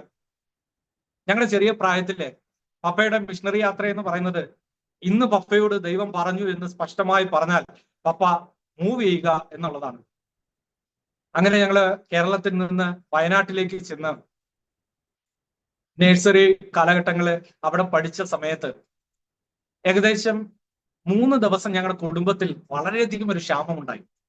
ക്ഷാമം എന്ന് പറഞ്ഞാൽ ആ കോമ്പൗണ്ടിലുള്ള ചേമ്പും ചേനയും സകലമാന സാധനങ്ങൾ തീർന്നു. അങ്ങനെ പറഞ്ഞാൽ നിങ്ങൾക്ക് മനസ്സിലാകുമായിരിക്കും, ഏകദേശം 1 മാസക്കാലമായി ഞങ്ങൾ നല്ല ഭക്ഷണം കഴിച്ചിട്ടില്ല എന്ന്. ഇത് ആഹാരം കിട്ടാത്തതിന്റെ ഒരു മോശ അവസ്ഥയല്ല ഞാൻ പറയുന്നത്. അതിനപ്പുറമായി ഞാൻ പറഞ്ഞു വരുന്നത്, ഈ അവസ്ഥയിൽ ഞങ്ങൾക്ക് എന്തോ പപ്പയോട് ചേർന്ന് നിൽക്കാൻ കഴിഞ്ഞു എന്നുള്ളതാണ്. എങ്ങനെ സാധിച്ചു എന്ന് ചോദിച്ചാൽ ഞങ്ങൾക്ക് അറിയില്ല. പപ്പ എന്താണ് ഇത് ഇങ്ങനെ ആകുന്നതെന്ന് ഞാൻ ഇന്നും ചോദിച്ചിട്ടില്ല, എന്റെ സിസ്റ്ററും ചോദിച്ചിട്ടില്ല. ഞങ്ങൾ കളിക്കും, അതുപോലെ കളിക്കും. വൈകിട്ട് റൂമിന്റെ അകത്ത് കയറി വരും. പപ്പ ആയിരുന്നു പ്രാർത്ഥിക്കുന്ന പായുടെ അറ്റത്ത് ചിലപ്പോൾ കിടന്നുറങ്ങും, ഇല്ലെങ്കിൽ ഞങ്ങളുടെ മുറികളിൽ പോയി കിടന്നുറങ്ങും. ഇന്ന് വരെയും സുവിശേഷത്തിന്റെ കാരണത്താൽ ഞങ്ങൾ ഒത്തിരി നിന്ദിക്കപ്പെട്ടു, പരിഹസിക്കപ്പെട്ടു, കളിയാക്കി. പക്ഷേ അതിനെല്ലാം കാരണം ദൈവത്തിന്റെ കൃത്യമായിട്ടുള്ള ശബ്ദം കേട്ടു എന്നുള്ളതാണ്. അപ്പോ ഞങ്ങളിങ്ങനെ ചെമ്പും ചേന അങ്ങനെയുള്ള ഐറ്റം, കോവയ്ക്ക, ഞങ്ങളുടെ വേലിയിൽ ഉണ്ടാകുന്ന വേലി ചീര, ഇതെല്ലാം തീർന്നു. ശരിക്കും 3 ദിവസം ഒന്നുമില്ലാതിരിക്കുന്ന ഒരു സമയത്ത് ഒരു മൊട്ടപ്പഴം എന്ന് പറയുന്ന ഒരു പഴം മുകളിൽ നിന്ന്, ഒരു മരത്തിൽ നിന്ന് വീണു. ഞങ്ങൾ അതെടുത്ത് കഴിച്ചു. ദയനീയം എന്ന് പറയട്ടെ, അന്ന് ഫുൾ ഡേ ഞങ്ങൾ ഛർദ്ദിച്ചു, വൊമിറ്റ് ചെയ്തു. വളരെയധികം വിഷമം ഉണ്ടായെങ്കിലും അന്നേരവും പപ്പായോട് ഒന്നും ചോദിക്കാതെ ഞങ്ങൾ അറിയിച്ചില്ല. ശരിക്കും വർഷങ്ങൾ കഴിഞ്ഞപ്പോഴാണ് ഞാനും എന്റെ സിസ്റ്ററും ഞങ്ങൾ അന്ന് വൊമിറ്റ് ചെയ്ത കാര്യം ഞങ്ങൾ രണ്ടുപേരും പപ്പായോട് ചെന്ന് പറയുന്നത്. ഞങ്ങളെ ഭയങ്കരമായിട്ട് അന്ന് പപ്പ ഹഗ് ചെയ്ത് നിർത്തി. ഒത്തിരി സന്തോഷത്തിന് കാരണമായത് അത് ഓർക്കുമ്പോ ഇന്നും ഹൃദയത്തിൽ ഒത്തിരി സന്തോഷമുണ്ട്. കാരണം അന്ന് വൈകിട്ട് ഞാനും എന്റെ സിസ്റ്ററും കൂടെ ഈ മുട്ടപ്പഴം കഴിച്ചെടുത്തേക്ക് ഞങ്ങൾ ഞങ്ങൾ അവിടെ നിന്ന് പറയുന്ന ഒരു തെങ്ങുന്തടിയുണ്ട്, അവിടെ കയറി നിന്നിട്ട് ഞങ്ങളിങ്ങനെ പാട്ട് പാടിക്കൊണ്ട് ഇങ്ങനെ പറഞ്ഞു, ഇനി ഒരിക്കലും ഞങ്ങൾക്ക് ആഹാരം കിട്ടാതിരിക്കരുത് എന്റെ ദൈവമേ എന്നൊരു അന്നേരം വായിൽ വന്ന ഒരു റാപ്പ് പോലെ ഒരു പാട്ട് ഞങ്ങൾ പാടി. ശരിക്കും ഞങ്ങൾ പാടിക്കൊണ്ട് നിന്ന സമയത്ത് ഞങ്ങളുടെ ഭവനത്തിലേക്ക് ഒരു അമ്മച്ചി കയറി വരിക.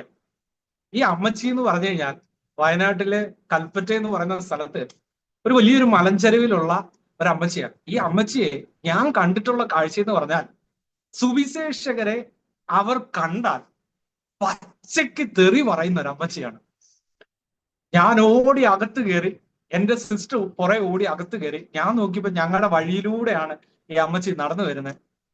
ഞങ്ങൾ ഓടി അകത്ത് കയറി, മറ്റേ അമ്മച്ചി വരുന്നു, തെറി പറയുന്ന അമ്മച്ചി വരുന്നു എന്ന് പറഞ്ഞു. എനിക്കത് എങ്ങനെ പറഞ്ഞു തരണമെന്ന് എനിക്കറിയില്ല. ഈ അമ്മച്ചിയുടെ തലയിൽ വലിയൊരു ചാക്കുണ്ട്. ഈ അമ്മച്ചി കൊണ്ടുവന്ന് ഫ്രണ്ടിൽ ഇറക്കി വെച്ചു. എന്റെ അമ്മയുടെ പേര് ശാന്തമ്മ എന്നാണ്. ശാന്തമ്മോ എന്നൊരു വിളി വിളിച്ചു. അമ്മ ഓടി വന്ന് പുറത്തേക്ക് നോക്കുമ്പോ ഈ അമ്മച്ചിയാണ്. കാരണം സുവിശേഷത്തിന് ഇതുപോലെ എതിരുള്ള ഒരു അമ്മച്ചി ഞങ്ങൾ കണ്ടിട്ടില്ല. അമ്മച്ചിയുടെ മോള് ഞങ്ങളുടെ വീട്ടിലാണ് അവിടെ പ്രാർത്ഥനയ്ക്ക് വരുന്നത്. ചെറിയൊരു ആരാധന വയനാട്ടിൽ ഉണ്ടായിരുന്നു. ആ സമയത്ത് മകള് ആരാധനയ്ക്ക് വരുന്നതാണ് അമ്മച്ചിയുടെ ഏറ്റവും വലിയ എതിര് ഞങ്ങളോടുള്ള. ഏത് വഴി, ഇതിന് കൽപ്പറ്റയല്ല, അല്ലെങ്കിൽ പോലും വേറൊരു വഴിയിൽ കൂടി ഞങ്ങൾ ഒരുമിച്ച് കണ്ടാലും അവിടെ വെച്ച് അമ്മച്ചി ഞങ്ങളെ വഴക്ക് പറയും. പപ്പായുടെ മുഖത്ത് നോക്കി തെറി പറയുന്ന 3-4 അനുഭവങ്ങൾ എനിക്ക് ഇന്നേ പോലെ ഓർമ്മയുണ്ട്. കാരണം കൽപ്പറ്റ സ്കൂളിൽ വെച്ച് ഞങ്ങൾ സ്കൂളിന്റെ വഴിയിലൂടെ വരുമ്പോ ഈ അമ്മച്ചി അതുവഴി വന്നപ്പോ പപ്പ എന്നെ ചേർത്ത് പുറയിലോട്ട് പിടിച്ചു. കാരണം അമ്മച്ചി വിളിക്കുന്ന തെറി കേൾക്കാതിരിക്കാൻ. പക്ഷേ ഞാൻ നിങ്ങളോട് സ്നേഹത്തോടെ പറയുക, അന്ന് ഈ അമ്മച്ചി ചാക്കിൽ കൊണ്ടുവന്ന എല്ലാ ആഹാരങ്ങളും ഞങ്ങൾക്ക് വേണ്ടിയിട്ടാണ്.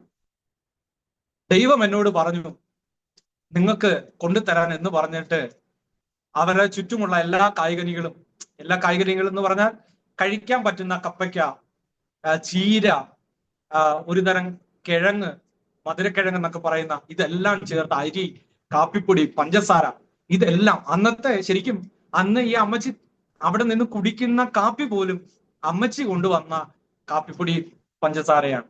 ഞാൻ പറഞ്ഞു വന്നതിന്റെ കാരണം, ദൈവശബ്ദം കേട്ട് ഞങ്ങൾ പുറപ്പെട്ടതിന്റെ ഒരു മധുരമായ ഒരു അനുഭവമാണ്. ഞങ്ങള് അത്രയുള്ള വിഷമഘട്ടങ്ങളിലൂടെ പോയപ്പോഴും ഈ അമ്മച്ചി ഞങ്ങൾക്ക് വേണ്ടി കൊണ്ടുതരികയും അന്ന് മുതല് ഈ അമ്മച്ചി ഞങ്ങളുടെ വീട്ടിൽ നിന്ന് പോകാതാകുകയും ചെയ്തു. ഞങ്ങൾ അങ്ങനെ കുറച്ചു കാലങ്ങളിൽ അവിടെ സുവിശേഷ പ്രവർത്തനവുമായി ബന്ധപ്പെട്ട് നിന്നു. അത് ഞങ്ങളുടെ ജീവിതത്തിൽ വലിയൊരു മാറ്റമായി. അന്ന് മുതൽ ഇന്ന് വരെ ആഹാരത്തിന് കുറവില്ലാതെ വണ്ണം ഞങ്ങളെ കർത്താവ് നടത്തുന്നു. ഈ ദിവസങ്ങളിൽ നിങ്ങളും പ്രാർത്ഥിക്കുക, നിങ്ങളും ഒരു തീരുമാനമെടുക്കുക ദൈവത്തോട്. കർത്താവേ, ഈ കലത്തിലെ മാവ് കുറയാതെ വണ്ണം എന്നൊക്കെ പറയുന്നത് പോലെ ഞങ്ങളെ നടത്തണമേ. അതൊരു അത്ഭുതമാകണമേ. നമ്മുടെ ചെറിയ ചെറിയ വിഷമങ്ങൾ, നമ്മുടെ ചെറിയ താങ്ങാനാകത്തില്ലെന്ന് പറയുന്നതൊക്കെ നമ്മുടെ ജീവിതത്തിൽ ഒരു അനുഗ്രഹത്തിന് വേണ്ടി വെയിറ്റ് ചെയ്യുന്നു എന്നുള്ളതാണ്. അങ്ങനെ ഞങ്ങള് അവിടെ നിന്ന് പഞ്ചാബിലേക്ക് പോയി. പഞ്ചാബിന്റെ സ്കൂൾ ജീവിതമൊക്കെ അനുഭവിച്ചു. തമിഴ്നാട്ടിലേക്ക് പോയി. കോയമ്പത്തൂരിൽ ചെന്നു. അവിടെ സ്കൂൾ ടൈം സ്പെൻഡ് ചെയ്തു. അവിടെയും ഒത്തിരി അനുഭവങ്ങളൊക്കെ ഉണ്ടായി. അവിടെ ഒരു അനുഭവം ഉണ്ടായത് എന്ന് പറഞ്ഞു കഴിഞ്ഞാൽ, ഞാനിങ്ങനെ കട്ട് ചെയ്ത് പോവാണ്, കാരണം ഇല്ലെങ്കിൽ ഇത് ഇപ്പോഴേ തീരില്ല. അവിടെ വലിയൊരു മഴ. ഈ വയനാട്ടിൽ നിന്ന് ഞങ്ങൾ കോയമ്പത്തൂരേക്ക് ചെന്നു. കോയമ്പത്തൂർ ചെന്ന് ഞങ്ങളൊരു വലിയൊരു 2 ഏക്കറോളം വരുന്ന ഒരു കാട്ടിൻ്റെ ഉള്ളില് വാടകയ്ക്ക് വീട് കിട്ടാതിരുന്ന ഒരു സമയം ഒരാളോട് പപ്പ ചെന്ന് ചോദിക്കുന്നു. പപ്പയോട് ഒരു ദർശനം കർത്താവ് കൊടുത്തു, ഇന്ന സ്ഥലത്ത് ചെന്ന് ചോദിക്കുക. പപ്പ രാവിലെ ഞങ്ങളെ അവിടെ നിന്ന് പോയി അദ്ദേഹത്തോട് ചോദിച്ചപ്പോൾ അദ്ദേഹം പറഞ്ഞു, നിങ്ങൾ താമസിക്കുകയാണെങ്കിൽ എനിക്ക് കുഴപ്പമില്ല, പക്ഷേ നിങ്ങളൊരു ദൈവ മനുഷ്യനായതുകൊണ്ട് നിങ്ങൾ കൃത്യമായി അവിടെ താമസിച്ചോളൂ, എന്നാണ് പോകുന്നതെന്ന് കൃത്യമായി എന്നോട് പറയണം എന്ന് എന്നോട് പറഞ്ഞു, പപ്പായോട് പറഞ്ഞു. പപ്പ അവിടെ നിന്ന് ഞങ്ങളോട് വന്ന് സന്തോഷത്തോടെ പറഞ്ഞു, നമ്മൾ ഇന്ന് വൈകിട്ട് അങ്ങോട്ടേക്ക് മാറുകയാണ്. ഞങ്ങൾ അവിടെ ചെന്നപ്പോൾ കാണുന്ന ഒരു കാഴ്ച എന്ന് പറഞ്ഞാൽ, വീടൊന്നും അല്ലായിരുന്നു. 4 സൈഡും ഓല കൊണ്ട് മറഞ്ഞ ഒരു കൂര, ഒരു മുറിയുള്ള ഒരു കൂര. വലിയ സന്തോഷത്തോടെ ഞാൻ പറയുകയാണ്, മേളിൽ നിന്ന് വെയിലടിക്കുമ്പോ അകത്തിങ്ങനെ ഹോള് പോലെ നമുക്കിങ്ങനെ കാണാൻ കഴിയും. അതുപോലൊരു വീട്. അല്ല വേറെ ഓലയോ വേറെ എക്സ്ട്രാ ഓലയൊന്നും അവിടെ കിട്ടാനില്ല. ഞങ്ങൾ അന്ന് രാത്രി അവിടെ കിടന്നുറങ്ങി സന്തോഷത്തോടെ. ഞങ്ങൾ അവിടെ പാട്ടും പ്രാർത്ഥനയൊക്കെ വീണ്ടും തുടങ്ങി. ആളുകൾ കൂടാൻ തുടങ്ങി. അങ്ങനെ ഇരിക്കുന്ന ഒരു സമയത്ത് ഏകദേശം 50-55ഓളം പേര് അന്ന് അവിടെ വരാൻ തുടങ്ങി. ആരാധന വീണ്ടും സ്റ്റാർട്ട് ചെയ്തു. സന്തോഷത്തോടെ പോകുന്ന ഒരു ദിവസം വലിയൊരു മഴ, വലിയൊരു കാറ്റും വന്നു. ഈ കാറ്റും മഴയൊക്കെ വരുമ്പോ ഞാനും എൻ്റെ സിസ്റ്ററും ഒരു ചാക്ക് എടുത്ത് മറച്ച് ഇങ്ങനെ ഇരിക്കുകയാണ്. ഞങ്ങൾ അതിന്റെ അകത്ത് ഇങ്ങനെ ഇരുന്ന് ചുമ്മാ ഇരുന്ന് കൈകൊട്ടി ഞങ്ങൾ ഇങ്ങനെ കളിച്ച് പാട്ട് പാടും. അന്ന് ഞങ്ങൾക്ക് ക്രിസ്തീയ പാട്ടുകളെ അറിയാവൂ, എങ്കിലും ഞങ്ങൾ അന്ന് ഇങ്ങനെ ഇരുന്ന് പാട്ട് പാടി. പക്ഷെ പുറത്ത് നടക്കുന്ന എന്താണെന്ന് അറിയില്ല. ഏകദേശം മഴ തോന്നു നിൽക്കുന്ന സമയത്ത്, അപ്പം ഈ ഞങ്ങൾ ഇരിക്കുന്ന സ്ഥലത്ത് തന്നെ അടിയിലൂടെ വെള്ളം ഒലിച്ചു വരും. ഞങ്ങളപ്പോ ഒരു പെട്ടിപ്പുറത്ത് കയറിയിരുന്ന് കാല് വെച്ച് ഈ പെട്ടിയുടെ റൂമിനകത്താണ്, ഞങ്ങളുടെ റൂം എന്ന് പറയുന്നതിന്റെ അകത്താണ്, ഞങ്ങൾ ആ പെട്ടിക്ക് അകത്തിരുന്ന് കാല് വെച്ച് വെള്ളം വരച്ചൊക്കെ കളിക്കുന്ന ഒരു അനുഭവം ഞാൻ ഇപ്പോൾ ഓർക്കുകയാണ്. ശരിക്കും ആ ഒരു അനുഭവം 2-3 നിമിഷങ്ങൾ കഴിയുമ്പോൾ മഴ തോന്നും. കുറച്ച് സമയം കഴിയുമ്പോൾ ഒരു 2-3 പേര് അവിടേക്ക് വന്നിട്ട് അയ്യാ എപ്പിടി ഇരിക്ക് എന്ന് ചോദിച്ചുകൊണ്ട് വന്ന് വിളിക്കുന്നു. ഞങ്ങളുടെ വിശ്വാസികളാണ്. ഇവര് വരുന്നത് ഞങ്ങൾക്ക് എന്ത് സംഭവിച്ചു എന്ന് അറിയാൻ വേണ്ടിയിട്ടാണ്. പക്ഷെ അവിടെ നടന്നൊരു സംഭവം ഞാൻ പറയട്ടെ. ഞങ്ങളുടെ ഈ കോമ്പൗണ്ടിന്റെ തൊട്ടപ്പുറത്ത് വലിയ ഷീറ്റൊക്കെ ഉള്ള ഗ്രൈൻഡർ കമ്പനി ഒക്കെ മതിലുകൾ ഇടിഞ്ഞു വീണു, ഷീറ്റുകൾ പറന്നുപോയി. ഞങ്ങളുടെ ജംഗ്ഷനിലുള്ള കടകളുടെ ആസ്പെറ്റൽ ഷീറ്റൊക്കെ ഒത്തിരി പറന്നുപോയി. ഞങ്ങളുടെ വീടിന്റെ ഫ്രണ്ടിൽ വരെ കവറുകള് ചാക്കുകള് ഒക്കെ പറന്നു വന്ന് ചെടിയിലൊക്കെ ഒട്ടിപ്പിടിച്ച് നിൽക്കുന്ന അനുഭവങ്ങള്. ഇതൊക്കെ കണ്ടുകൊണ്ടിരിക്കുമ്പോ ഇതൊക്കെ പുറത്തിറങ്ങി ഇങ്ങനെ ഭീതിയോടെ കണ്ടുകൊണ്ട് നിൽക്കുകയാണ്. ശരിക്കും അന്ന് അത് ഭീതി ആയിരുന്നെങ്കിലും ഇന്ന് ഞാൻ നോക്കുമ്പോൾ ഞങ്ങളത് പലപ്പോഴും വീട്ടിൽ ഈ അടുത്ത ദിവസങ്ങളിലൊക്കെ ഞങ്ങൾ ഒരുമിച്ച് 4 പേരും കൂടി ഇരിക്കുമ്പോൾ ഈ സംഭവങ്ങൾ ഞങ്ങൾ പറഞ്ഞ് വൈകിട്ടത്തെ ദിവസങ്ങളിലൊക്കെ ഒത്തിരി ഡിന്നറിന്റെ സമയങ്ങളിലൊക്കെ ഇരുന്ന് പ്രാർത്ഥിക്കാറുണ്ട്. അന്ന് ഞങ്ങളെ ആ കൊടിയ കാറ്റിലും മഴയിലും ഞങ്ങളുടെ വീടെന്ന് പറയുന്ന ഈ കൂര തകർന്നു പോയില്ല. കർത്താവിന്റെ കാലം എത്ര ശ്രേഷ്ഠമാണ്. കാരണം ഒരു ദിവസം പോലും ആ കൂര നിൽക്കുമെന്ന് നമുക്കറിയത്തില്ല. കാരണം 4-5 കമ്പുകളേ ഉള്ളൂ, മേളിലും 3-4 കമ്പുകളേ ഉള്ളൂ. ഈ കമ്പിലാണ് ഈ വീട് അവിടെ നിൽക്കുന്നത്. ഈ വീടിന്റെ അവസ്ഥ എന്ന് പറഞ്ഞാൽ ഒന്ന് തള്ളിയാൽ മറിയും. പക്ഷേ ഞാൻ ഇന്ന് വിശ്വസിക്കുന്നു, ദൈവത്തിന്റെ കരം ഭയങ്കരമാണ് നമ്മളോടുള്ളത്. വിളിച്ചവൻ വിശ്വസ്തനാണ്. നമ്മൾ ആ വിളിക്കൊത്ത് നമ്മൾ നിൽക്കുമ്പോൾ കർത്താവ് നമ്മളെ കരുതും. ഞാൻ എന്റെ കൂടെ ചേർത്തൊന്ന് പറയുക. ഭവനമില്ലാതെ ഞങ്ങൾ ഒത്തിരി നാള് യാത്ര ചെയ്തു. ഭവനമില്ലാതെ എന്ന് പറഞ്ഞാൽ ഒരു തുണ്ട് ഭൂമി പോലും കയ്യിൽ ഇല്ലാതിരുന്നപ്പോഴും ഇങ്ങനെയൊക്കെ താമസിച്ചപ്പോഴും ഞങ്ങൾ വിശ്വസിച്ചത് ഞങ്ങളെ കരുതുന്ന ഒരു ദൈവമുണ്ടെന്നാണ്, ഞങ്ങളെ സ്നേഹിക്കുന്ന ഒരു ദൈവമുണ്ടെന്നാണ് ഞാൻ വിശ്വസിക്കുന്നു. ഇന്നും അന്ന് ഞങ്ങളെ കരുതിയെങ്കിൽ ഇന്നും നിങ്ങളെയും കരുതാൻ ശക്തനാണ് ആ ദൈവം. മറന്നു പോകരുത്. ഓരോ പേടിപ്പെടുത്തുന്ന അനുഭവങ്ങൾ നമ്മുടെ സമൂഹത്തിൽ നടക്കുമ്പോഴും നമ്മളെ നിർത്തുന്നത് നമ്മുടെ ദൈവം.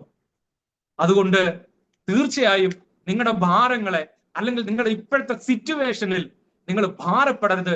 ആ സിറ്റുവേഷനെ നന്ദി പറഞ്ഞ് സ്വീകരിക്കുമ്പോൾ അതിന് ദൈവം ഒരു പ്രതിഫലം തരുമെന്ന് ഞാൻ വിശ്വസിക്കുകയും അത് കാണുകയും ചെയ്യും. അങ്ങനെ ഞങ്ങൾ പഞ്ചാബിൽ പോകുന്നു. അതൊരു അനുഭവം മാത്രമാണ്. അങ്ങനെ ഞങ്ങൾ പഞ്ചാബിലേക്ക് പോകുന്നു. പഞ്ചാബിന്റെ വലിയ അനുഭവം ഒത്തിരി ഉണ്ടെങ്കിലും ഞങ്ങൾ അവിടെ ചെന്ന് ഒരു വല്ലാത്ത സിറ്റുവേഷനിലാണ് ഞങ്ങൾ പഞ്ചാബിൽ ചെല്ലുന്നത്. ഞങ്ങൾ അത്യാവശ്യം വളർന്നു. 3ാം സ്റ്റാൻഡേർഡിൽ ഞാനായി. അവിടെ പഠിച്ച സമയത്ത് പഞ്ചാബി ലാംഗ്വേജ് പഠിച്ചു. ഇംഗ്ലീഷും പഞ്ചാബി മാത്രമേ സംസാരിക്കത്തുള്ളൂ. തമിഴും മലയാളവും ഒട്ടും അറിയത്തില്ല. ഇവിടെ നിന്ന് ഞാൻ കാണുന്ന ഒരു കാഴ്ച, എന്റെ പപ്പായെ ആ ദേശം വെറുക്കുന്നതാണ്.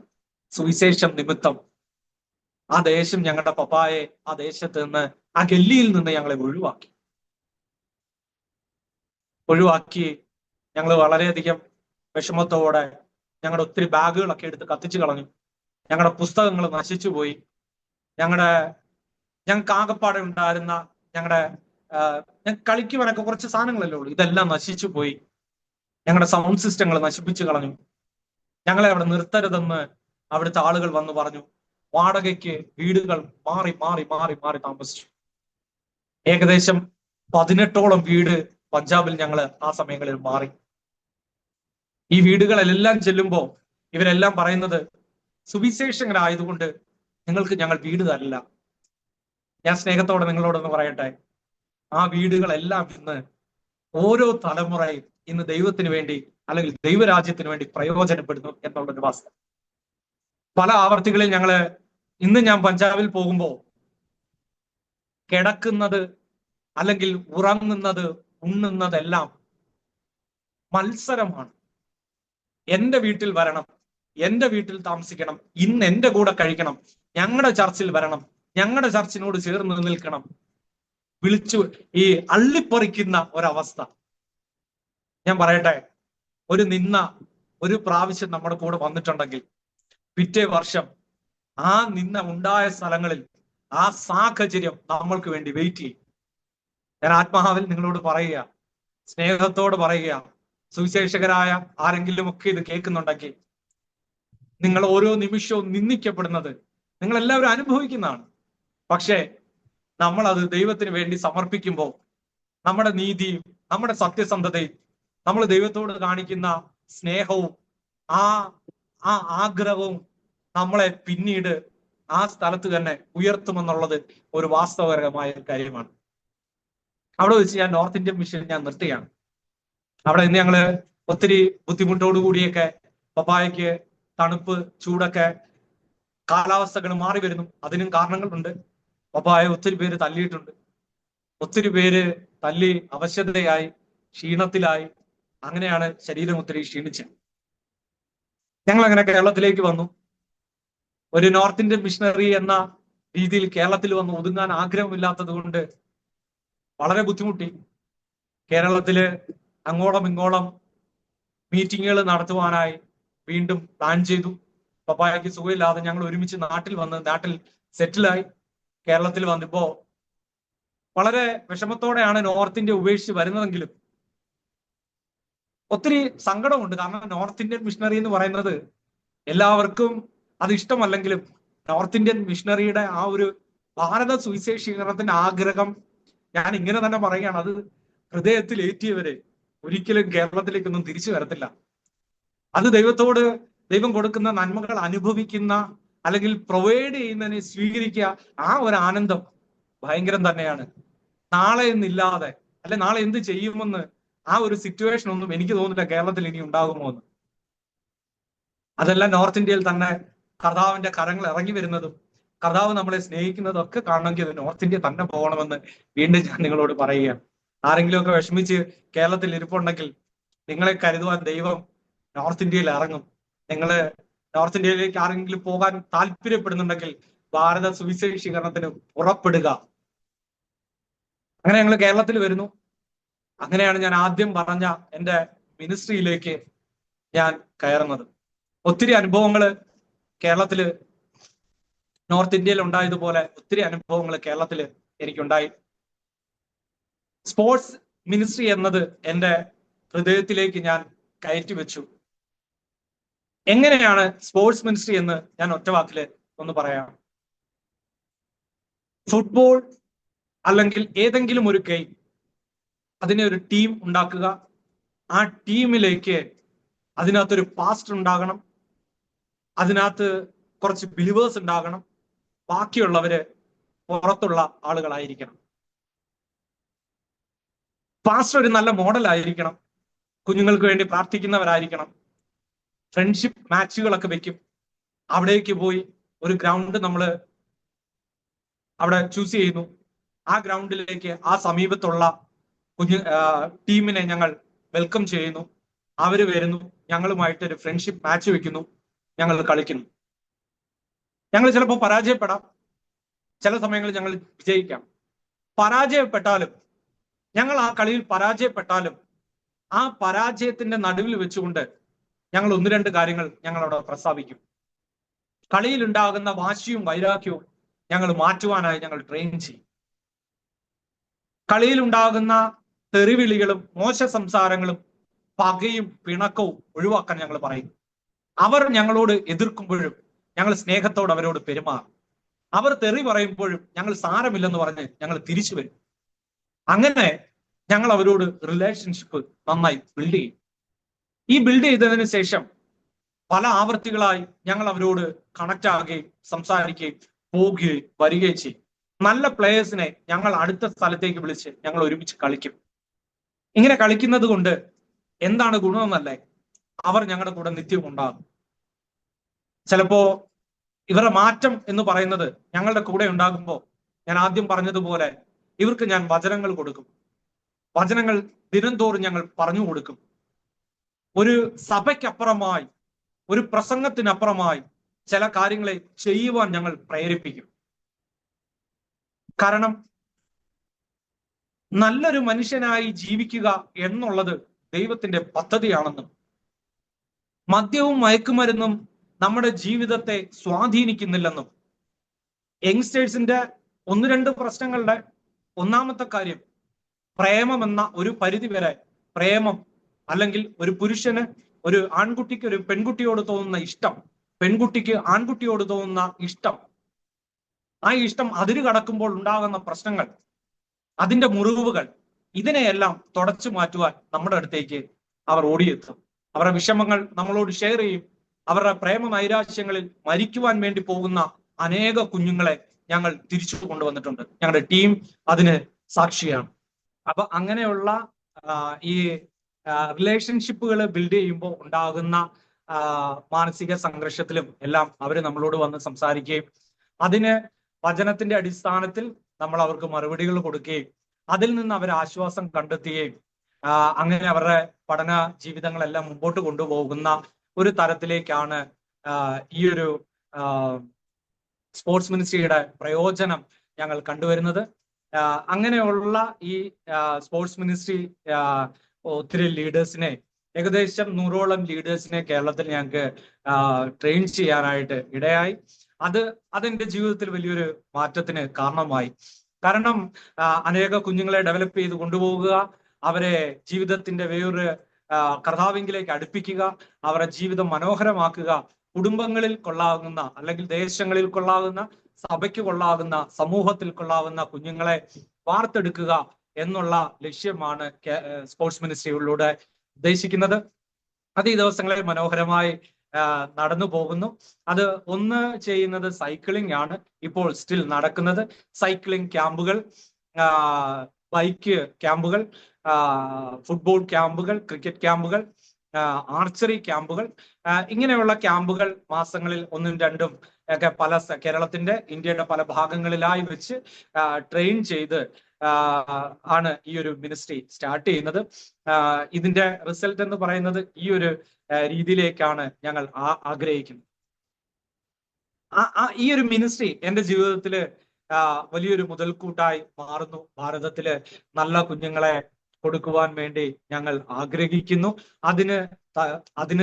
അതാത് തരത്തിലുള്ള കുഞ്ഞുങ്ങളെ ചില സമയങ്ങളിൽ ഞങ്ങൾക്ക് ഈ ദിവസങ്ങളിലും ലീഡേഴ്സ് ആയിട്ടൊക്കെ ഒത്തിരി കുഞ്ഞുങ്ങളെ ഞങ്ങൾക്ക് കിട്ടുവാനും അവരെ വചനത്തിന്റെ അടിസ്ഥാനത്തിൽ നിർത്തുവാനും കഴിഞ്ഞു. അതിന്റെ ഒരു ഭാഗമായിട്ട് ഈ ദിവസങ്ങളിൽ എന്റെ മനസ്സിൽ ഏറ്റവും വലിയൊരു ആഗ്രഹമായിരുന്നു, എന്റെ മരണത്തിന് മുന്നമേ ഭാരതത്തിന്റെ എല്ലാ സ്റ്റേറ്റുകളിലും എല്ലാ സ്ഥലങ്ങളിലും പോകണം എന്നുള്ളത്. ഈ പറഞ്ഞിരിക്കുമ്പോൾ തന്നെ ഏകദേശം എൻ്റെ ഭാരതത്തിന്റെ പൂർണ്ണമായിട്ടുള്ള യാത്ര 24 തവണ ഞാൻ ചെയ്ത് തിരിച്ചു വന്നു. എൻ്റെ ഈ 12ാം വർഷം പൂർത്തിയാകുമ്പോൾ ഇന്ത്യയുടെ എല്ലാ സ്ഥലങ്ങളിലും നോർത്ത് ഈസ്റ്റ് കൂടി ഉൾപ്പെടെ ഏകദേശം 24ാമത്തെ മിഷൻ ട്രിപ്പ് എന്ന രീതിയിലാണ് ഞാൻ ഈ പ്രാവശ്യം നോർത്ത് ഇന്ത്യ ബൈക്കിൽ ഞാൻ ക്രോസ് ചെയ്തത്. എന്റെ ആഗ്രഹം എല്ലാ ദേശത്തിലും പോകുക, ആ ദേശത്തിൽ നിന്ന് പ്രാർത്ഥിക്കുക, ആ ദേശത്തിന് വേണ്ടി, ഉണർവിന് വേണ്ടി, ആ ദേശത്തിന് വേണ്ടി പ്രാർത്ഥിക്കുക എന്നുള്ള ഒരു കാര്യം. അതുമായി ബന്ധപ്പെട്ട് ഇത്രയും വർഷങ്ങളായി ഞാൻ പോകുന്നതിന്റെ ഈ ഒരു പ്രാവശ്യം ഞാൻ അതിനൊരു വ്യത്യസ്തമായ ഒരു രൂപം കൊടുത്തു. എന്റെ കയ്യിലുള്ള ഈ ഡെമ്മി സിഗരറ്റ് ഞാൻ ഉയർത്തിപ്പിടിക്കുകയും ബാക്കിലുള്ള സേ നോ ടു ഡ്രഗ്സ് എന്ന ഈ ഒരു ബാക്ക്ഡ്രോപ്പിലൂടെ കാണുകയും അങ്ങനെ ആളുകൾ എന്നോട് സംസാരിക്കാനും വരികയൊക്കെ ചെയ്യുന്ന ഒരു നിമിഷങ്ങളിൽ അവരെല്ലാം ആവശ്യപ്പെട്ടത് ഒരു ക്യാപ്സ്യൂളുകളാണ്. എന്തെങ്കിലും ഒരു ഗുളികയുണ്ടോ, അല്ലെങ്കിൽ എന്തെങ്കിലും മരുന്നുണ്ടോ എന്ന് പറയുന്ന സമയത്ത് വീണ്ടും ഞാൻ പണ്ട് ചെയ്തിരുന്ന സംഭവം വീണ്ടും തനിയെ ആവർത്തിച്ചു. ഇംഗ്ലീഷും ഹിന്ദിയും എഴുതിയ കീ ചെയിനുകൾ അവർക്ക് ഗിഫ്റ്റ് ആയിട്ട് കൊടുത്തു, വചനം കൊടുത്തുകൊണ്ട് ഈ പ്രാവശ്യവും. അങ്ങനെ കന്യാകുമാരി മുതൽ കാശ്മീർ വരെയും, കാശ്മീരിൽ നിന്ന് തിരിച്ച് ഡൽഹിയിൽ നിന്ന് ബീഹാറിൽ നിന്ന് നേപ്പാളിൽ നിന്ന് തിരിച്ച് കന്യാകുമാരിയിലേക്കുള്ള എൻ്റെ 24ാമത്തെ യാത്ര ദൈവകൃപയാൽ വളരെ മനോഹരമായി 33,000 കിലോമീറ്റർ പ്ലസ് 7,000 കിലോമീറ്റർ കൂട്ടിയിട്ടില്ല, അങ്ങനെ ഏകദേശം 40,000 കിലോമീറ്റർ നീളുന്ന 3 മാസത്തെ ഈ യാത്ര ഈ ചെറിയ സ്കൂട്ടറിലായിരുന്നു. പെട്രോൾ പമ്പുകളിൽ ഉറങ്ങിയും, police station, petrol pump, school അങ്ങനെയുള്ള സ്ഥലങ്ങളിലൊക്കെ ഉറങ്ങുകയും അനേക ദൈവദാസന്മാര് സ്നേഹത്തോടെ എന്നെ സ്വീകരിച്ച് ഭവനങ്ങളിൽ ഉറക്കുകയും ഒക്കെ ചെയ്ത് സന്തോഷകരമായി ഞാൻ തിരിച്ചു കേരളത്തിൽ വന്ന ഏകദേശം ഒരാഴ്ചകളെ ആകുന്നുള്ളൂ. എങ്കിലും ഇതിൽ നിന്ന് എനിക്ക് മനസ്സിലായത്, നോർത്ത് ഇന്ത്യക്ക് വേണ്ടി എന്തെങ്കിലും എന്നാൽ കഴിവുന്നത് വീണ്ടും വീണ്ടും ചെയ്തുകൊണ്ടേയിരിക്കുക. ഈ സേ നോ ടു ഡ്രഗ്സ് എന്ന ഈ ക്യാമ്പയിൻ ഏകദേശം 14 വർഷമായി മുന്നോട്ട് പോവുകയും 12 വർഷമായി എൻ്റെ ജീവിതം ഞാൻ പൂർണ്ണമായും ദൈവരാജ്യത്തിന് വേണ്ടി പ്രയോജനപ്പെടുവാൻ ഞാൻ സമർപ്പിക്കുകയും ചെയ്തു. അതിന്റെ കൂടെ തന്നെ 2015 മുതൽ നോർത്ത് ഇന്ത്യയിലുള്ള സുവിശേഷ തൽപരരായ കുഞ്ഞുങ്ങളെ കേരളത്തിൽ കൊണ്ടുവന്ന് ട്രെയിൻ ചെയ്ത് 20ഉം 25ഉം ഗ്രൂപ്പുകൾ അടങ്ങുന്ന ടീമിനെ ഫോം ചെയ്ത് അവരെ 7 ദിവസത്തെ 14 ദിവസത്തെ ട്രെയിനിങ്ങുകൾ നടത്തി അവരെ പ്രാർത്ഥിച്ച് ബ്ലസ് ചെയ്ത് ഭാരതത്തിന്റെ കോണുകളിലേക്ക് അയക്കുക എന്ന് പറയുന്ന വലിയൊരു ദൗത്യവും ഞാനത് ചെയ്തു വരുന്നു. കാരണം ഒരാൾക്ക് ഒറ്റയ്ക്ക് ഓടി തീരാൻ കഴിഞ്ഞില്ലെങ്കിൽ പല ആളുകളിലൂടെ ഇതൊരു മിനിസ്ട്രിയുടെ ബേസിലോ അല്ലെങ്കിൽ ഒരു പേരിട്ടുകൊണ്ടോ ഒന്നുമല്ല ഇത് ചെയ്യുന്നത്. പലർക്കും അല്ല, ഇതൊന്നും ആരോടും പറയാത്തത്. ആദ്യമായിട്ടാണ് ഞാൻ ഈ ചാനലിനോട് ഞാൻ സംസാരിക്കുന്നത്. ഗസ്റ്റായി വരുന്ന പാസ്റ്റേഴ്സിന് മാത്രമേ അറിയാവൂ ഇങ്ങനെ ഒരു ടീം ഉണ്ട് എന്ന്. നല്ല ഭക്ഷണങ്ങൾ കൊടുത്ത് അവരെ അക്കോമഡേറ്റ് ചെയ്ത് കൊണ്ടുവന്ന് പഠിപ്പിച്ച് വചനത്തിന്റെ അടിസ്ഥാനത്തിൽ നിർത്തി അവരെ ഭാരതത്തിന്റെ കോണുകളിലേക്ക് അയക്കുക, അതെനിക്കൊരു പാഷനാണ്. അത് ഞാൻ വീണ്ടും തുടർന്നും ചെയ്യുവാൻ ആഗ്രഹിക്കുന്നു. 2025 ഞാൻ ഉദ്ദേശിക്കുന്നത് 100 കുഞ്ഞുങ്ങളെയാണ്. 2025 2026 5000 സുവിശേഷകരെയെങ്കിലും ഭാരതത്തിന് വേണ്ടി സമർപ്പിക്കാനുള്ള ഒരു നീക്കം കൂടി ഞാൻ ആഗ്രഹിക്കുന്നു. ഭാരതം ഇരുട്ടിന്റെ മറവിൽ ആകരുത്. ഭാരതം, നിങ്ങളൊക്കെ എന്നെ കാണുന്ന ആരെങ്കിലും ഉണ്ടെങ്കിൽ, ഇതൊരു സുവിശേഷീകരണം, ഇതൊരു സഭയോട് ചേർക്കുന്ന ദൗത്യമല്ല. ഇരുട്ടിൽ കിടക്കുന്ന ആളുകളെ വെളിച്ചത്തിലേക്ക് കൊണ്ടുവന്ന് അവരെ നല്ല മാർഗനിർദ്ദേശം കൊടുത്ത്, നിങ്ങൾ ഏത് ജോലിയിലിരിക്കുന്നോ, ഏത് സ്ഥാനത്തിരിക്കുന്നോ, സത്യസന്ധതയോടും നീതിയോടും നീതിബോധത്തോടും കൂടെ രാജ്യം ഭരിക്കുവാനും, നീതിയോടുകൂടെ ഏത് സ്കൂളുകളിലായിരിക്കുന്ന ആ സ്കൂളുകളെ ബിൽഡ് ചെയ്യുവാനും, ഏത് ഭവനത്തിലായിരിക്കുന്ന ആ ഭവനത്തിൽ സത്യസന്ധമായി ജീവിക്കുവാനും നിങ്ങളെ ഒരു തരം ഒരു വളർച്ചയാണ് ഈ ടീം നിങ്ങൾക്ക് വേണ്ടി ആഗ്രഹിക്കുന്നത്. അതുകൊണ്ട് ഈ ദൗത്യം ഞങ്ങൾ പൂർത്തീകരിക്കുവാൻ ആഗ്രഹിക്കുന്നു. 2025 2026 അങ്ങനെയുള്ള കാര്യങ്ങൾ ചെയ്യുവാനും ഞാൻ ആഗ്രഹിക്കുന്നു. കേരളത്തിലും ഇന്ത്യയുടെ പല ഭാഗങ്ങളിൽ അനവധി സഭകൾ എനിക്ക് സ്ഥാപിക്കാൻ കഴിഞ്ഞു. ഞാനിതൊരു സ്ഥാപനമായിട്ടല്ല ഞാൻ പറയുന്നത്. ഇന്നും ആ സഭകൾക്ക് ഞാനായിട്ട് ഒരു പേരിടുകയോ മറ്റൊരു രീതിയിൽ ചെയ്യാറില്ല. പക്ഷേ ഈ പാസ്റ്റേഴ്സിനെ ഞാൻ നിരവധി തവണ പോയി കാണുകയും അവരുടെ വിഷമങ്ങളിലും സന്തോഷങ്ങളിലും ഞാൻ പങ്കാളിയായി തീരുകയും, അവരോട് ഞാൻ പറയുന്ന ഒരു വാക്കുണ്ട്, എന്റെ കൂടെ ഇത്രയും പാസ്റ്റേഴ്സ് നിൽക്കാനുള്ള കാരണവും ഇത്രയും നാളുകളിൽ ആ സഭകൾ മുന്നോട്ട് പോകുന്നതിന്റെ കാരണം, ഒരു സഭയുടെ നേതാവായി ഞാൻ അവിടെ ഇറങ്ങാറില്ല. ഞാനൊരു സഭ അധ്യക്ഷൻ എന്ന രീതിയിൽ ഞാൻ അവരുടെ ഇടയിലേക്ക് ഇറങ്ങാറില്ല. ഞാനൊരു കൺവെൻഷനുകളിലും ക്രൂസൈഡിലും അവരോട് നടത്താൻ പറയാറില്ല. നിങ്ങൾക്ക് കഴിയുന്നത് വണ്ണം നിങ്ങളെ ഏൽപ്പിച്ചിരിക്കുന്ന ദൗത്യം, നിങ്ങൾ ആ ഗ്രാമങ്ങളിൽ അവർക്ക് വേണ്ടുന്ന വെളിച്ചം കൊടുക്കുക എന്നുള്ള ഒരു കാര്യമാണ്. അതുകൊണ്ട് ഞാൻ ആ ഒരു രീതിയിലാണ്. നിങ്ങൾക്ക് ഏത് പേര് ചൂസ് ചെയ്യാമോ ആ പേര് നിങ്ങളുടെ സഭയ്ക്ക് ഇടുക. ആ ദേശത്തിലെ ആളുകളോട് സുവിശേഷം പറയുക, അവരുടെ കണ്ണീരുകളോട് കണ്ണീരൊപ്പുക, അവരുടെ ദുഃഖത്തിൽ പങ്കുചേരുക. അങ്ങനെയുള്ള രീതിയിലൂടെ അനേക സഭകൾ സ്ഥാപിക്കുവാൻ കഴിഞ്ഞു. അത് ലീഡ് ചെയ്യുന്നു. ഈ കൃപയാൽ ദൈവം ഈ 2025 ഏകദേശം 20ഓളം ലീഡേഴ്സ് ഈ ഭാരതത്തിൽ അനേകരെ വഴി നടത്തുവാൻ ഈ ഒരു സമയത്ത് എനിക്ക് സാധിച്ചു എന്നുള്ള കാര്യം ഞാൻ ആരോമ ടിവിയോട് ഞാൻ പറയുകയാണ്. കാരണം എനിക്ക് വളരെയധികം സന്തോഷമുണ്ട്.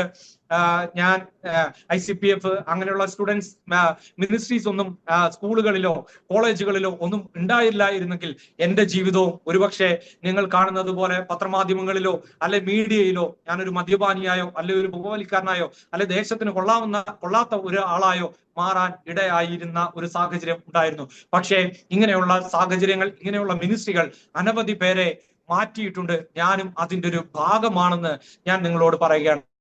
കുടുംബത്തിന്റെ സ്വസ്ഥത, കുടുംബത്തിന്റെ സമാധാനം, കുടുംബത്തിന്റെ പക്വത വചനത്തിന്റെ അടിസ്ഥാനത്തിൽ വളർത്തുമ്പോൾ അത് കുടുംബത്തിനും സമൂഹത്തിനും സഭയ്ക്കും നമ്മുടെ ഭാരതത്തിനും അത് വലിയൊരു മുതൽക്കൂട്ടായി മാറും എന്ന് ഞാൻ വിശ്വസിക്കുന്നു. എൻ്റെ ഭാരതത്തിന്റെ അകത്തുള്ള യാത്രകൾക്കപ്പുറമായി എൻ്റെ ആഗ്രഹം, വെള്ളത്തിലൂടെയും ഞാൻ അനവധി തവണ യാത്ര ചെയ്തിട്ടുണ്ട്. ഭാരതത്തെ ചുറ്റി വരുവാനുള്ള നിരവധി സാധ്യതകളെ ഉപയോഗിക്കുക. ബോട്ടുകളിലും സൈക്കിളിലും ബൈക്കിലും ട്രെയിനുകളിലും ലോറികളിലും, പച്ചക്കറി ലോറി, സിമന്റ് ലോറി എന്ന് പറയുന്നത് പല യാത്രകൾ നമുക്ക് നടത്തുവാൻ കഴിയുന്നത് പോലെ ഞാൻ യാത്ര ചെയ്യാറുണ്ട്. കാരണം ഞാനത് പറഞ്ഞത്, നമ്മുടെ സമ്പത്തിന്റെ ചുരുക്കം കുറവാണെങ്കിൽ നമ്മൾ അതുപോലെ യാത്ര ചെയ്യുക. വസ്ത്രത്തിന് കുറവാണെങ്കിൽ നമ്മൾ അതുപോലെ യാത്ര ചെയ്യുക. നമ്മുടെ ആഹാരത്തിന് കുറവാണെങ്കിൽ നമ്മുടെ ആഹാരത്തിന് കുറച്ചുകൊണ്ട് നമ്മൾ ആ വേല ചെയ്യുമ്പോൾ കർത്താവിനെ പ്രയോജനപ്പെടുന്ന രീതിയിൽ നമ്മൾ പ്രയോജനപ്പെടുവാൻ വേണ്ടി നിൽക്കുമ്പോൾ കർത്താവ് അത് നടത്തും. നിങ്ങളോട് ഒരു ചെറിയൊരു കാര്യം കൂടെ ഞാൻ പറയാം. ഒരിക്കൽ ഞാൻ നോർത്ത് ഇന്ത്യൻ ട്രിപ്പിന് വേണ്ടി പോകുവാൻ വേണ്ടി ആഗ്രഹിച്ചിരിക്കുന്ന ആ സമയത്ത് ഞാൻ കൊച്ചിയിൽ നിന്ന് പെട്രോൾ പാസ് ചെയ്യുന്ന വണ്ടിയിലേക്ക് ഞാൻ കയറി. കോയമ്പത്തൂർ എത്തിയപ്പോൾ എൻ്റെ ഒരു സ്നേഹിതൻ പറഞ്ഞു, കോയമ്പത്തൂരിൽ നിന്നൊരു കാറ് നോർത്ത് ഇന്ത്യക്ക് പോകുന്നുണ്ട്. നിങ്ങളൊന്ന് ആലോചിച്ചോണം. ഞാൻ ആ എടുത്ത തീരുമാനത്തെ കർത്താവ് എത്രയോ മാനിച്ചു. ഞാൻ വണ്ടികൾക്ക് കൈ കാണിച്ച് നോർത്ത് ഇന്ത്യൻ സുവിശേഷീകരണത്തിന് പോകുവാൻ ആഗ്രഹിച്ചപ്പോ കർത്താവ് തമിഴ്നാട്ടിൽ നിന്ന് ഒരു വണ്ടി വിടുവാൻ ആഗ്രഹിക്കുന്നു. നമ്മൾ തീരുമാനിക്കുമ്പോൾ തന്നെ, നമ്മളൊരു സ്റ്റെപ്പ് എടുത്ത് വെക്കുമ്പോൾ തന്നെ കർത്താവ് നമ്മുടെ ബാക്കി പൂർത്തീകരണം ഉണ്ടാകും. പൂർത്തീകരണത്തിലേക്ക് തന്നെ കൊണ്ടെത്തിക്കുന്ന നമ്മുടെ വലിയവനായ കർത്താവ്. ഈ ദിവസങ്ങളിൽ ഞാൻ നിങ്ങളോട് പറയുന്നത്, നമ്മുടെ ശബ്ദത്തിന്റെ പരിമിതിയോ അല്ലെ നമ്മുടെ കുറവുകളോ അല്ലെ നമുക്ക് ചെയ്യാൻ ആഗ്രഹമുണ്ട്. എല്ലാവരുടെയും ആഗ്രഹമാണ്, ഞാൻ ചെയ്യാൻ ആഗ്രഹിക്കുന്നു, പക്ഷെ എന്റെ സാഹചര്യങ്ങൾ വിടുന്നില്ല. ഞാൻ ആഗ്രഹിക്കുന്നു, എനിക്ക് അധികമായി ചെയ്യുവാൻ ആഗ്രഹമുണ്ട്, പക്ഷെ എന്റെ സമ്പത്ത് അനുവദിക്കുന്നില്ല. ചില അങ്ങനെയൊക്കെ ആരെങ്കിലും ഓർക്കുന്നുണ്ടെങ്കിൽ, നമ്മൾ ഒരു സ്റ്റെപ്പ് വെച്ച് കഴിഞ്ഞാൽ കർത്താവ് ഉറപ്പായും നമ്മളെ നടത്തിയിരിക്കും. നമ്മുടെ ചെറിയ ആഗ്രഹങ്ങൾ അതിനെ ഡെവലപ്പ് ചെയ്ത് കർത്താവിന്റെ കരങ്ങളിൽ കൊടുത്താൽ കർത്താവ് അത് നടത്തിയിരിക്കും 100%. കാരണം ഞാൻ ഈ ദിവസങ്ങളിൽ 24 തവണ ഈ കിലോമീറ്ററുകളോളം യാത്ര ചെയ്തിട്ടുണ്ടെങ്കിൽ, എനിക്ക് ഈ ഭാരതത്തിന്റെ ചുറ്റും എനിക്ക് നിരവധി തവണ പോയിട്ടുണ്ടെങ്കിലും എനിക്ക് പറയാൻ കഴിയുന്ന ഒരു കാര്യമുണ്ട്: സുവിശേഷത്തിന് വേണ്ടി യാത്ര ചെയ്യുമ്പോൾ ബാക്കി കാര്യം കർത്താവ് നോക്കിക്കോളും. ഈ ദിവസങ്ങളിൽ ആരെങ്കിലും സുവിശേഷത്തിന് വേണ്ടി ഇറങ്ങുവാൻ താല്പര്യമുണ്ടെങ്കിൽ, പിതാവേ, ഞാൻ ഇന്ന് ഇറങ്ങാൻ തയ്യാറാണ്, നിന്റെ ശബ്ദം എന്നോട് കേൾപ്പിക്കണമേ. ഏത് സ്ഥലമാണ് ഞാൻ പോകേണ്ടത്, എങ്ങനെയാണ് യാത്ര ചെയ്യേണ്ടത്, എന്നെ ബലപ്പെടുത്തണം. അങ്ങനെ പ്രാർത്ഥിച്ച് ഭാരത സുവിശേഷീകരണത്തിന് ഒരു പുതിയൊരു ഉണർവ് ദേശത്തിൽ വരുവാൻ വേണ്ടി, ഭാരതത്തിന്റെ വലിയ വളർച്ചയ്ക്ക് വേണ്ടി നമുക്ക് ഒരുമിച്ച് പ്രാർത്ഥിക്കാം, ഒരുമിച്ച് നമുക്ക് ശുശ്രൂഷ ചെയ്യാം. എല്ലാവരെയും ദൈവം ധാരാളമായി അനുഗ്രഹിക്കുമാറാകട്ടെ. ആമേൻ, ആമേൻ. സ്തോത്രം. വളരെ അനുഗ്രഹിക്കപ്പെട്ട ഒരു അനുഭവം ഈ ചെറിയ പ്രായത്തിൽ തന്നെ പങ്കുവയ്ക്കുവാൻ പ്രിയ അരുണിന് കർത്താവ് കൃപ ചെയ്തത് ഓർത്ത് ഞാൻ ദൈവത്തിന് സ്തോത്രം ചെയ്യുന്നു.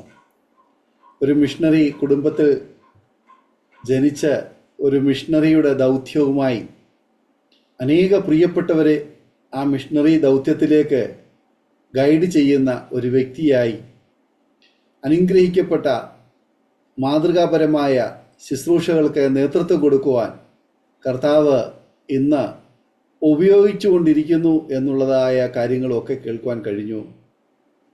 വളരെ നല്ല ഒരു ശുശ്രൂഷ ചെയ്യുവാൻ കർത്താവ് സഹായിച്ചല്ലോ.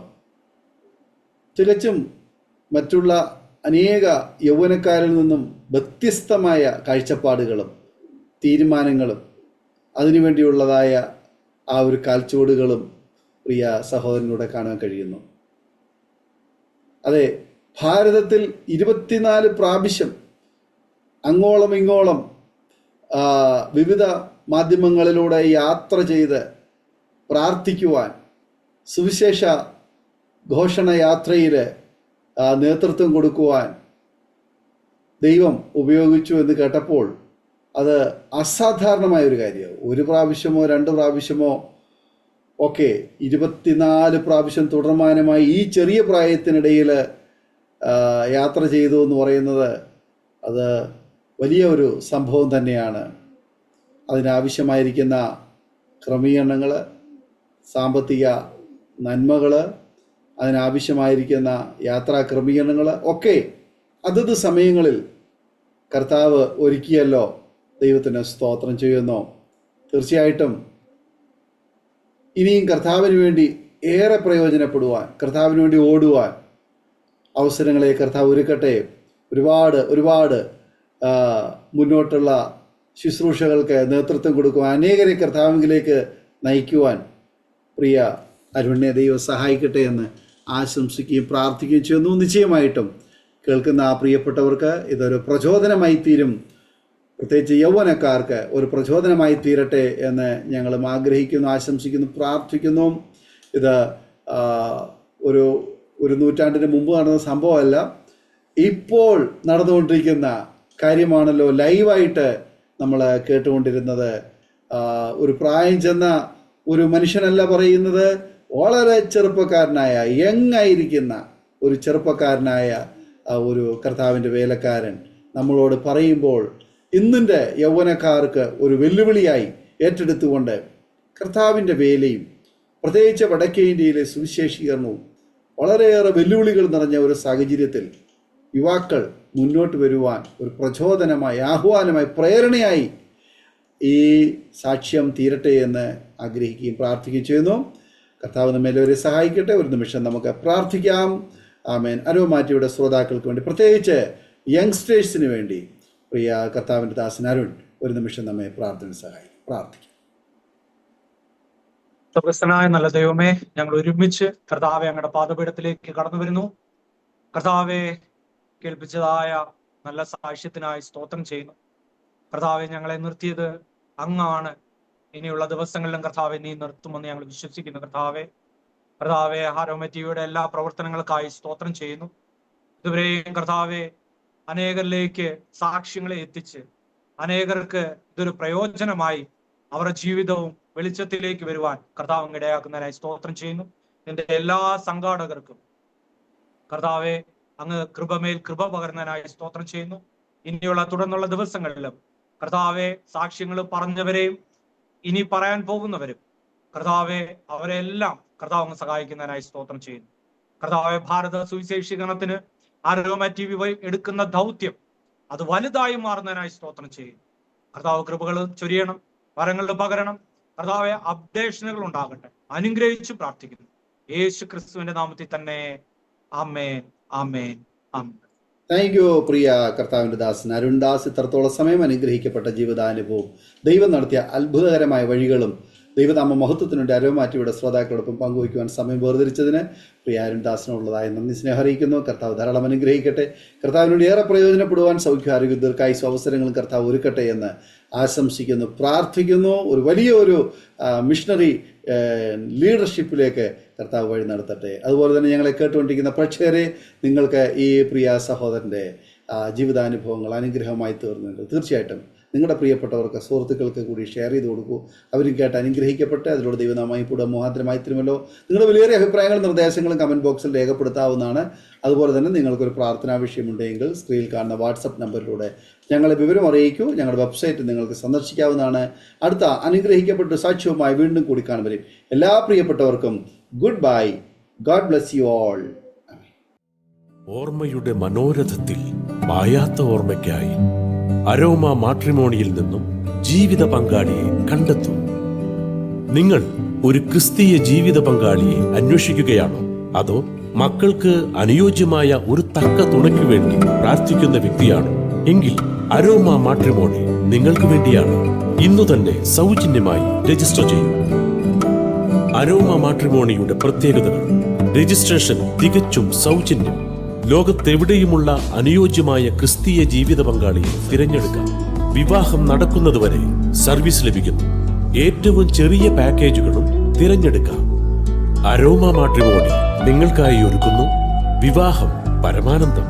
Email aroma matrimony2020@gmail.com.